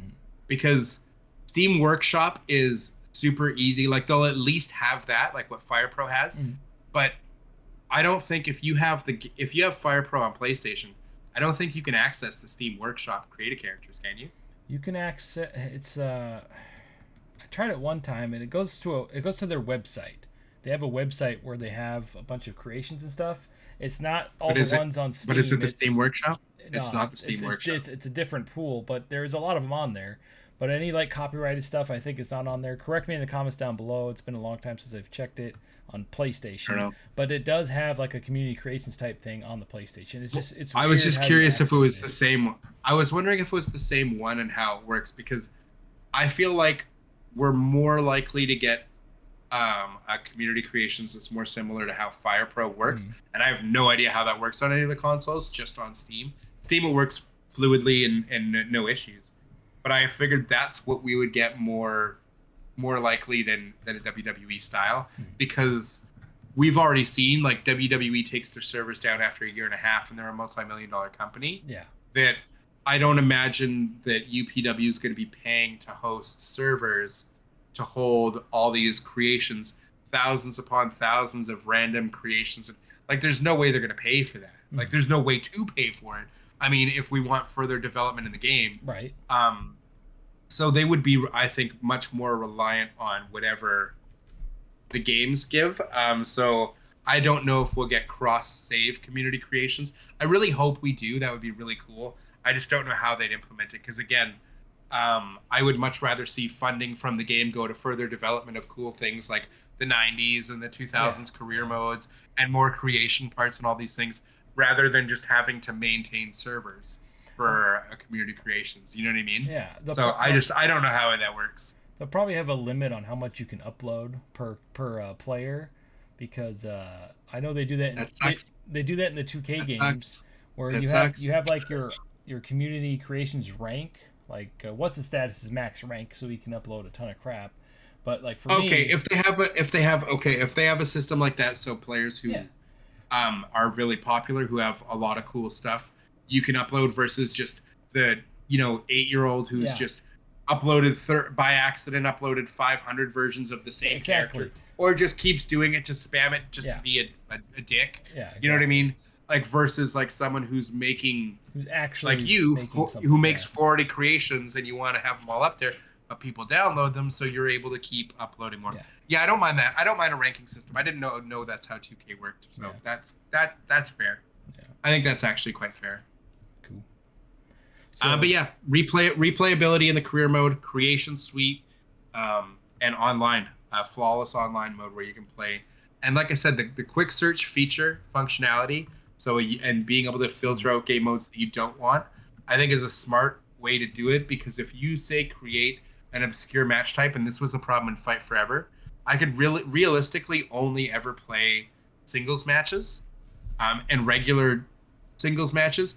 Finding a barbed wire match or finding a ladder match or finding a battle royal or anything like that, people aren't queuing for that right away. So it was so much more rare to find that. So if you just have a quick search functionality that if I create a Hell in a Cell match and you just hit quick search and it just throws you into a lobby that has space, all of a sudden you're in my Hell in a Cell match. I think that's the only way you'll get people into specialty match types, versus just always being stuck for a boring one-on-one match, right? Well, so I think that's important too. In the DOA games, Dead or Alive games, I think it's the 5th and 6th one. I don't know if you played those. You could be. I played the one on Xbox that had that hilarious commercial. It was just like, look at the graphics. They're like, yeah. Yeah. They're like a weird, pervy, like hilarious. Yep. She kicks high. Yeah. She kicks high. Right. That was whatever one that was. I remember renting that from my like local Rogers Video or Blockbuster or whatever. Okay. A lot. Like anytime my buddy would come over, we'd get a bunch. We'd smoke a bunch, and we would just play Xbox all weekend. And like that was one of the games we'd always rent because it was easy to pick up and play. It was a good button mash fighting game. Nice. Like that to me was always important with fighting games, is that you can have complex mechanics, fine. But make it easy for someone to pick up and play and just button mash their way through it. Yeah. Like as long as they can play and get some form of success out of that, I always thought that was important. Yeah, I bring it up because it has a system in place where you can go play any mode, but in the background you're in a queue, and when there's a fighter ready, it'll just put you in that match. It'll prompt up. It'll say, "Hey, do you want to join this match?" And it'll show their ping and stuff. You're like, "Oh, they have a crappy connection." No, I'll wait for the next one. Street Fighter 6 lets you do the same thing. Yeah, so if they have something like that, that'd be great. Because, like you said, in Fight Forever, if you're sitting there in the lobby just like twiddling your thumbs, just on your phone, waiting. Worst thing you can ever do. That's the same thing. Well, I'm not going to waste my time anymore. I'm going to do something else because you could be playing literally any other game. Most wrestling games. That's most wrestling games for the history of them. WWE had a couple of games where they would have either there was a training mode in one of them, so it like brought you into an arena that had no fans, just like an empty arena, but you'd be able to wrestle, and it would just like you just be wrestling random whoever, and you could pull out chairs, whatever. But it would just have you doing this until a match was found. Even so it brought you into that. So that was something. But I'd rather just have the freedom to play. Anything, like be in the creation suite, be in the career mode. Creation suite, whatever. Would be awesome. Like if you could do that, like you're sitting there making your character, and it queues up, and it just auto saves what you've been working on, and it goes to the match. That would be super awesome. Yeah. It's like, do you want this? Is someone is queued for a triple threat Hell in a Cell first blood match? Do you accept? It's like, oh, that sounds like a fun match, sure. Yeah. Or you're like, oh, it's a 2-on-1 handicap or 3-on-1 handicap match where you're going to be the handicap in a Divas. I guess it's got intergender matches, so that wouldn't matter. But you know what I mean? Like it's a 3v1 match. No thanks. I'm gonna continue working on my character. I wonder if that's why they're doing the weekly like big show. They'll definitely have a big pool of players because everybody wants to tune in and watch it. So maybe that's the plan behind that. That'll help on Mondays. Yeah, that'll keep the player base going. So that's really cool. It'll at least bring people in. It'll give people a reason to log into the game once a week, check out the game, and play online. Right? Yep. And while you're playing online, even if you don't get into the show or you don't make it into, say, their battle royal, or you queue up right now and we're doing it on whatever, and queue in 3, 2, 1, get into the battle royal, and you know what would be awesome is if you don't make it into the actual show, it puts your character in the audience, and you have like the camera view of the audience. Obviously, you can shift to other camera angles. You can shift to the actual camera angle of the match. But how cool would that be if it's like you're sitting in the arena watching like in a show? He did talk awesome. about that. I think he did. Cool. I think he talked about that in our interview with us, that he was talking about different ways to be able to implement that, to be able to watch the match like from a crowd's perspective or something, so cool. Or have like some sort of VR integration or something like that. That'd be cool, right? Watching that. But I think because they already have it, like Marvel Rivals does things with Twitch streamers. Okay. So they'll have like if you're able to queue up into a match with one of the streamers that's playing, in their like 2-hour block or whatever they do, then you get a free skin of your choice. Oh, nice. So like paid skins, you get to pick out of the list, and you'll win it. If you just for queuing into the match, because there's 12 people in a match, if you manage to queue, and they'll tell you what because you can filter out the regions you want to search for matches in. So they'll say this one's North America, Dallas, or this one's whatever. Like, and so you just filter out the ones that you don't want, and then you can see when they're queuing, you just go and try and hop in the game. The matches happen so quick anyways, and then you're playing online. And then if you just happen to match into them, that's great. Well, UPW could do a similar thing where it's like, okay, we're going to have a 30-man battle royal. Here's the region, whatever, of the filter your server, and go. And then the first 30 people who make it into that battle royal, it's like, so filter out these match types, go into battle royal mode, blah, blah, blah, blah, blah. And then if you make it into it, fantastic, you're in the match. If not, you're still playing the online. You're still probably interested. Yeah. You'll probably still play a match while you're watching it. Nice. So I think that would be a fun way to do it some weeks. Like, I don't think you should have a battle royal every single week to pick the because that would be annoying. But like and that's what they also said too, is like they want an incentive for people to play ranked. So they said sometimes they will be using the rankings of who's in the top of the rankings to pick the number one contender for the title, which is great because that makes you want to play ranked when they're not doing the stream. To get a chance to get up there in the rankings so that you can have those number one contenders matches or your title matches, right? And then they said they'll have other matches on the card, not just the title match. Like maybe number one contender stuff and things like that. So I really like the direction of the things that they're hoping to do. I just don't know how. Yeah, how they're gonna pull it off. Implementation. I don't know how implementation is gonna work for it, right? Because again, we're talking about an indie promotion going for things that the like WWE games have never even attempted, let alone dreamt of. Like, I think we had titles. At one point, you could create your own titles and defend them online, and you'd lose your belt to another person. That was cool. This is a whole nother level, though. Yeah. Like having ideally one title, one internet title in the world. Oh, imagine the history of it throughout the game's life. That's going to be so awesome. Like, hopefully I can win it at least once to be in the history, history. That'd be so awesome because that gives wrestling game players, like, it feels like a legitimate title to be a part of, be part of its history. And remember, that is so awesome.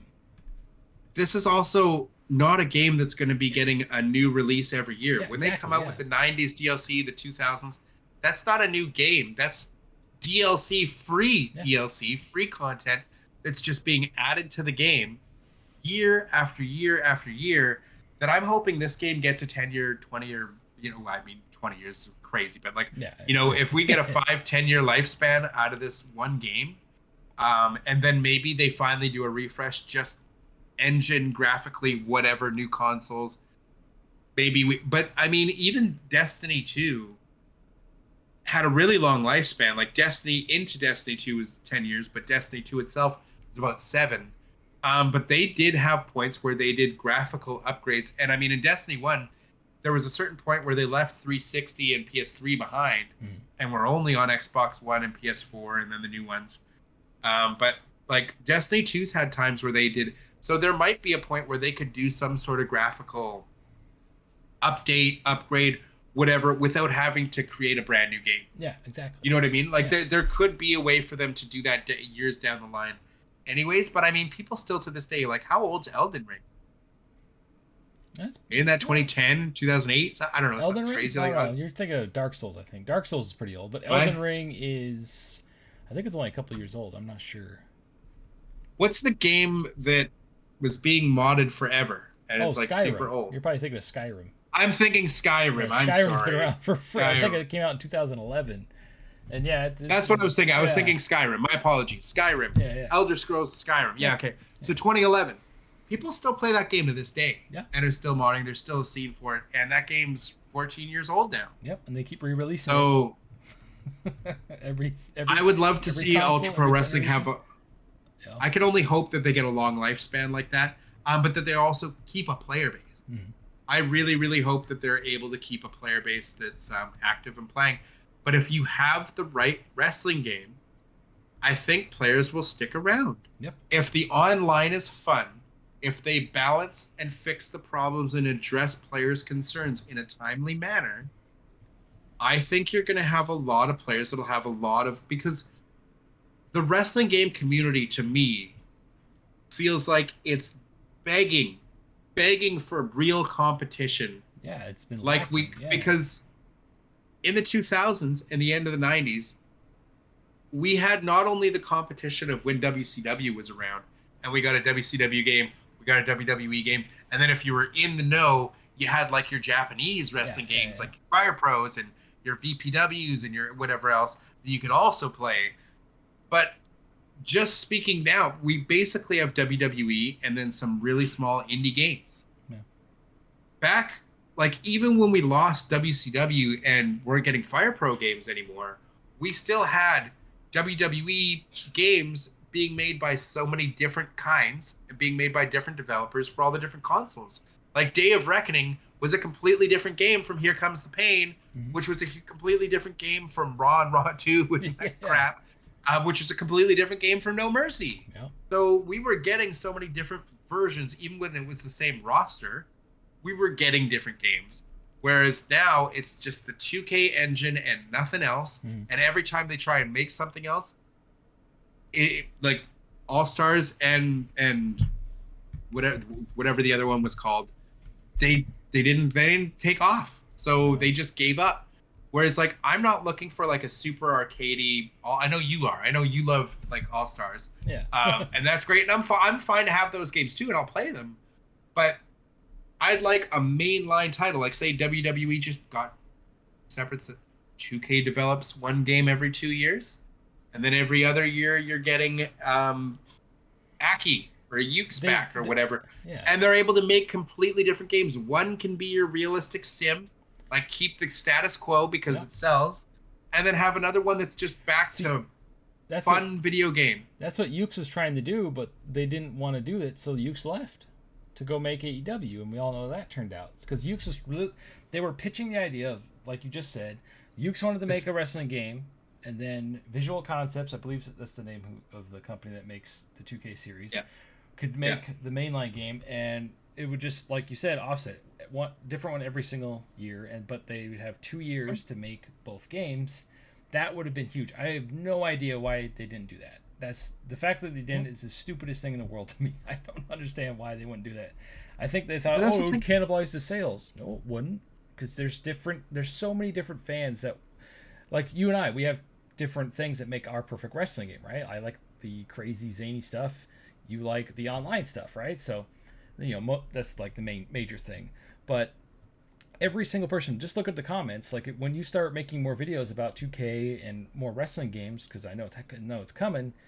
Really look at the comments, because every single person has a different like, and it's some people like jam mode. Some people like universe mode. Yep. Some people like, some people love showcase and live action, which blows my mind. Yep. Yep. But yeah, it's like, so Ultra Pro Wrestling has this like impossible task to please everybody, right? But they're not trying to please everybody. They made it so clear that because people, especially when they were doing their weekly live streams where Sam was directly taking questions, and people were asking, what are you going to do, incorporate this from like Here Comes the Pain, or this from these games, or this? He says, no, this is like an Aki. Yeah, Aki. We want it to feel like if Aki had made another game after No Mercy. Yeah. Not the Def Jam side, but they're saying if they made another wrestling game after Aki in 2024, what would it feel like? So they're like, yes, there are going to be grapple mechanics that have come out since the Aki games that didn't exist then, like grappling in the ropes, for instance, like something like that. There will be things that we're not ever in those Aki games that will be here. But when it comes to things like quick time events, no. Yeah. When it comes to things like you press a button and then 30 seconds of an animation plays, no. They like it where if you're going to hit a springboard move, well, in the No Mercy, like you said, in the more recent games, like you said in the All Stars, Macho Man off the top with the elbow, it magnets to the character. Yeah. No, that's not what happened so in the Aki games. Yeah. In the Aki games, you do a springboard, you hit the moonsault. If the guy moves, you just miss. Yep. That's on you to time it, position. So some people are going to like that. Some people are not. There are good. I'm telling you right now, there are going to be people that take this engine and they're like, "Oh, this is not for me. I don't like this."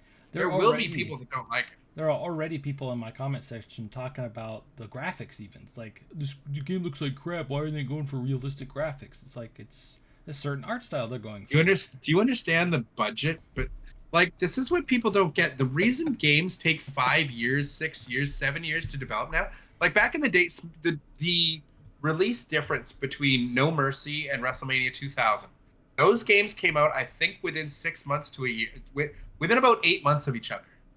And the same thing with SmackDown 1 and 2, they were released in the same calendar year.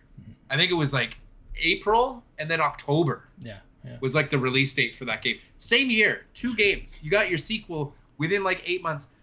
Modern games today, how long has GTA 6 been being made for? Now I understand that's a huge undertaking, big game. But I'm saying like just regular games now are taking 5-6 years. Mm-hmm. And say you take a trend like when Fortnite came out. Think of how many games studios started creating a game because Fortnite was the trend.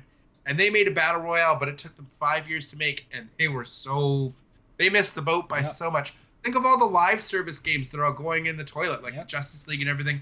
And people can say it's DEI is the problem and this is the problem. And they're putting too much woke stuff in video game, or they're making characters look ugly and the models are terrible and women can't look attractive in video games and men can't look attractive in video games. Like there's all these narratives. I'm like, I don't think any of that is the reason for it. I think the reason for it is a game is fun or it's not. Yeah. It's the engine. You don't care. Nobody cares what a character like a video game looks like. Like graphics look great as is. But people go back today and can play Mario and have a great time. On the original NES Mario or Mario 3 or any of the NES versions, because it's a good engine, it's fun to play. It's a fun video game. A fun video game is a fun video game, no matter what it looks like. Yep. Perfect example in VR. You can have a game that looks graphically incredible, like one of the coolest experiences I've ever had. And I'm waiting till the 50 series comes out and is released, and hopefully one day I can afford one. I can get a nice like 5090 or whatever, and be able to play at full graphics. But already, just a mod of Cyberpunk 2077 in VR is the most incredible VR experience I've ever seen. Way beyond anything any VR game itself will ever look like, because there's never going to be a budget for a game that looks that good in VR. But you know what games are also really fun in VR? Super Hot. That game is the most basic graphics where they're like kind of like stick figure characters that move around in the bullet time. One of the coolest, most immersive, fun, amazing games and super fun to play in VR.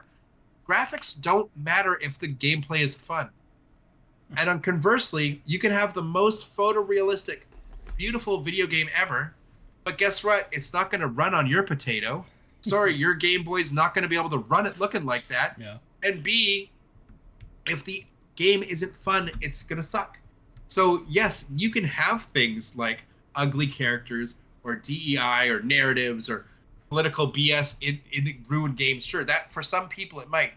But for 99% of your audience, it comes down to gameplay. If your game is fun, people will play it.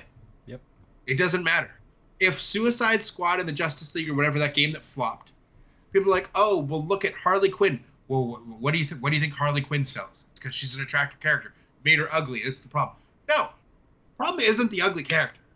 That might help. If it might be more visually appealing if she looked better to some players. Fine, I'm not going to argue semantics with you. But if the game isn't fun, people won't play it. Mm-hmm. And the common theme is a lot of these games that hire these DEI companies or people to get these things is because they don't have enough money to make their game. And these companies help fund their game to push these narratives. Yeah. So you have these games that weren't going to be good to begin with and got these things shoved into it because they got money for it to help push out and develop their game. And they're like, oh, well, this game flopped and it's terrible because of. It's like, no, that stuff's in there. But the reason it's in there is because the game was going to suck anyways. Yeah. Right? Like to the. So. I can give plenty of examples, but yeah. Well, people are terrified. People are terrified that Grand Theft Auto 6 is gonna be DI and terrible and all this nonsense. I'm like, that could affect a game like that with narratives for a story-driven game.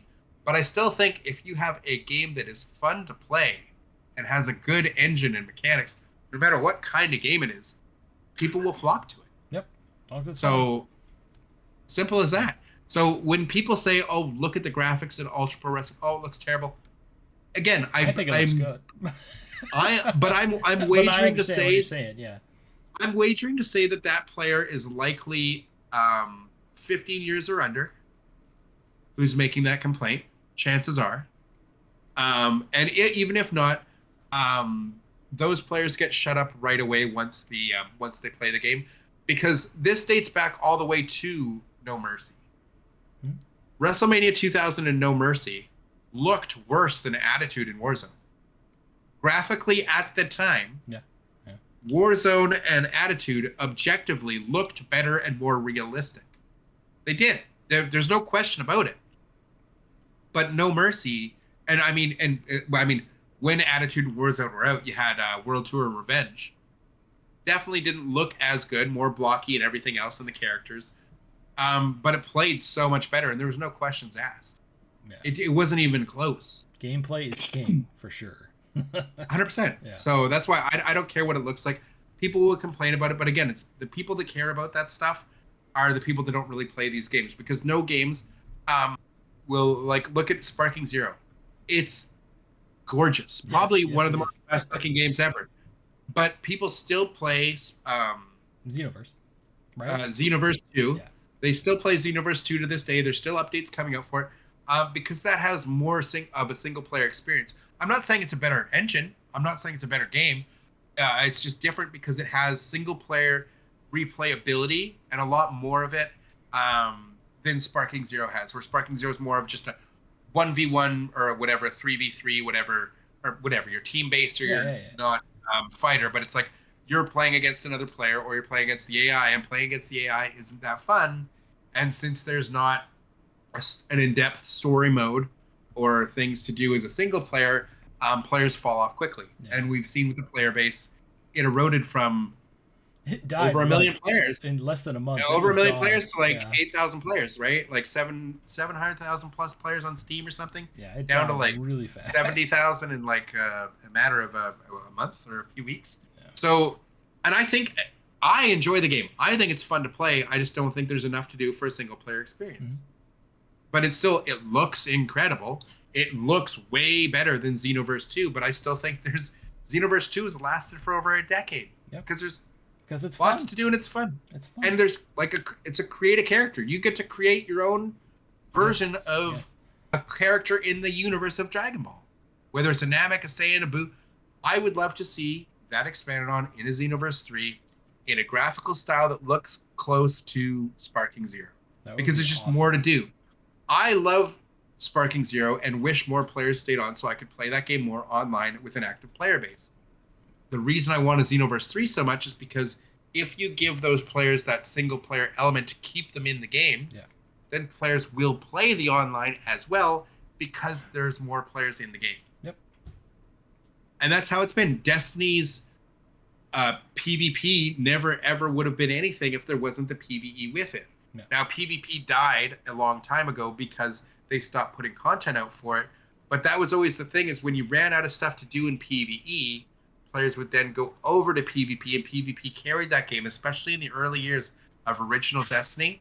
They carried it through the times where there was content droughts because they weren't doing drip feed content then. Back then it was like DLC, then 3-4 months of nothing, then DLC, 3-4 months of nothing, big expansion, then several months of nothing. So in that dead time, when you finish all the PvE content, players would play PvP. You need that balance. And so that's why I think Sparking Zero, I think that's why it went down, is because the single player experience once you played through the episode stuff, there wasn't really anything there. Yeah. And for you as a player, you can play a wrestling game for tens, if not hundreds of hours and never ever touch the online. Yeah. But if you're in there, all the time, you might give the online a shot. And if there isn't a whole bunch of problems with it, you might play it a little bit more. And for a game like Ultra Pro Wrestling, because every week there's leaderboards, there's title on the line, there's a reason to play it online, you're going to want to get better at the game, and you're going to have more incentive to play online every week to get better. But it's going to need that balance of single player experience to keep you in the game and also give you something to do while you're waiting for your next ranked match. Yep. So that's what I think. Nice. Well, buddy, it's been great chatting with you. Tell everybody where they can find you while we close up the stream or the video here. You can find me over on YouTube at Mr. Dubs. I'm sure he will leave a link in the description to my channel, I'm sure, as always. You can also find me on X at Mr. Dubs86. And yeah, I will always post. I'll always, posting anything about the games I'm currently playing, updates, whether it's Marvel Rivals, Sparking Zero, when we're covering it, 2K25, when we get that news. So make sure you follow me on X, because I'll also be posting anytime I put up a new YouTube video. I'm also reposting stuff if I see Strizer has posted new things. I'll usually be reposting and retweeting that stuff as well. So make sure you go follow me, as that's really the only social media outside of my YouTube. The only social media I use is Twitter. So at Mr. Dubs86, and then at Mr. Dubs for YouTube. Nice. Any big plans on your channel for the next couple days? Any big streams? Please, if you haven't already, please make sure you go check out my 10 features to save WWE 2K25, the franchise. We did touch on many of those points in this video, but I really think it's important for people to see that, get the message out there, spread the word, because I'm someone who knows what I'm talking about. I've been playing these games, as you heard, for over 30 years now. I've been playing wrestling games and playing them religiously, and I did take my breaks over time because certain things turned me off these games. Yep.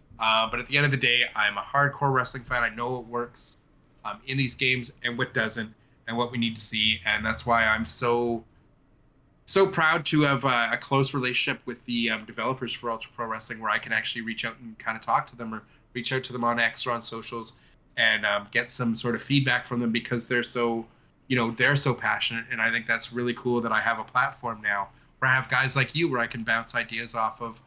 We can shoot the shit and figure out, what works, what doesn't work, and what we're excited about. So yeah, definitely make sure. I'm going to be making a lot more content. Obviously, we're just starting to ramp up coverage for WWE 2K25. I've been playing Marvel Rivals a lot lately, so any games I'm actively playing, I try and make streams for, cover news on those games as people are watching them. So I will be continuing to cover Marvel Rivals, because I don't think that game's going anywhere as far as my library is concerned. I really, really enjoy it, so I think I'll be playing that long term. I gotta get into that for a long, long time to come. It's so much fun, and it's crossplay. It's not crossplay for ranked, but it's crossplay for everything else. So when I play with my daughter, because my media PC, like that I used to watch like TV and YouTube and stuff, it's got a slower CPU, so it just has. It's a little bit. It doesn't run the game as well as my Series X does. This PC is fine. It runs it fine. So I'll usually play on this PC, and then she'll play on the Xbox. Nice. But if we want to play ranked together, we can. She just has to play on the other PC, because it has to be same console for ranked. Ranked, I don't know if Xbox and PlayStation are crossplay, and they just separate PC for ranked. For competitive. Didn't we figure that out? I'm pretty sure it's crossplay. And I have the PS5 Pro. I was one of the few idiots that bought that thing. There's only a couple of games that.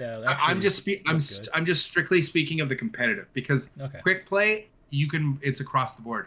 You can be on Epic Games, Steam, PS5, PS5 Pro, Xbox Series, I probably won't whatever. care about ranked. I'll probably just have fun and play casual. So, yeah, and you find matches like that, and they've introduced some new game modes. They have a Doomsday game mode where it's kind of like Rumble. It's kind of like Rumble in Destiny, if you ever played Destiny. It's basically it's just so every long person. Since I played it's sure. It's just every hero for themselves. Oh, okay, right. So it's like I think it's 12 characters.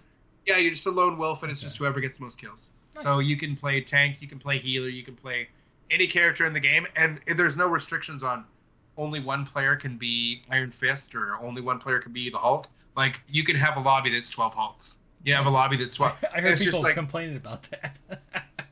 Well, yeah, that's just, but that's again, it's every person for themselves, whoever can do it. So it's it can be quite frustrating because literally in that point, you have nobody to blame but yourself, right? There's no one you can get mad at for anything. You can get mad at maybe lag or something, but otherwise, there's no one to blame but yourself. So I have got quite frustrated playing that game a little bit myself. That's funny. With my daughter. My daughter was kicking my butt as Scarlet Witch and just destroying me. So I had to hop on Thor, and then she was not happy because we were just we had a 1v1. We weren't playing in the regular like 12 people. We played just like in a private match, and she was not a fan of my tank having too much health because if you're just playing 1v1 and she has to come get me, she can't use all of Wanda's stuff because it's like, well, you have to come fight me eventually, and I have 600 health. There's nothing you can do. Right. You know what I mean? But if you're in a lobby with 12 other people, Thor can't get to an Iron Man. He can't get to certain characters. So there's certain characters like checks and balances kind of deal. So like Punisher, I think is really strong in it. Wanda's quite strong, or Scarlet Witch, I should say, quite strong in it. So it's fun. But I much prefer the 6v6 like regular game modes myself. But yeah, I'm happy to play with you anytime. Whatever console is your like console of choice that you'd rather you run it best on. Because for non-competitive, it doesn't matter. It's just fully crossplay. Sweet. Well, thank you so much for coming. I always love talking to you because you're such a great mind when it comes to wrestling games and wrestling in general. I can always count on you to bring the goods. So make sure you go follow Mr. Dubs. I'll leave all his stuff down in the comments down below in the description. Like I said, he has such a great mind for this business and wrestling in general. You're going to love his content. So make sure you go check it out. Thank you for watching. Thank you for joining us. I know we went a little long, but it was worth it. Fine. I love listening to Mr. Dubs. That's good. Always good catch up, man. Hey, say it with me. My pleasure. Thanks for watching, and stay frosty. Stay frosty, everybody. There we go. All right. Thanks, guys. This is...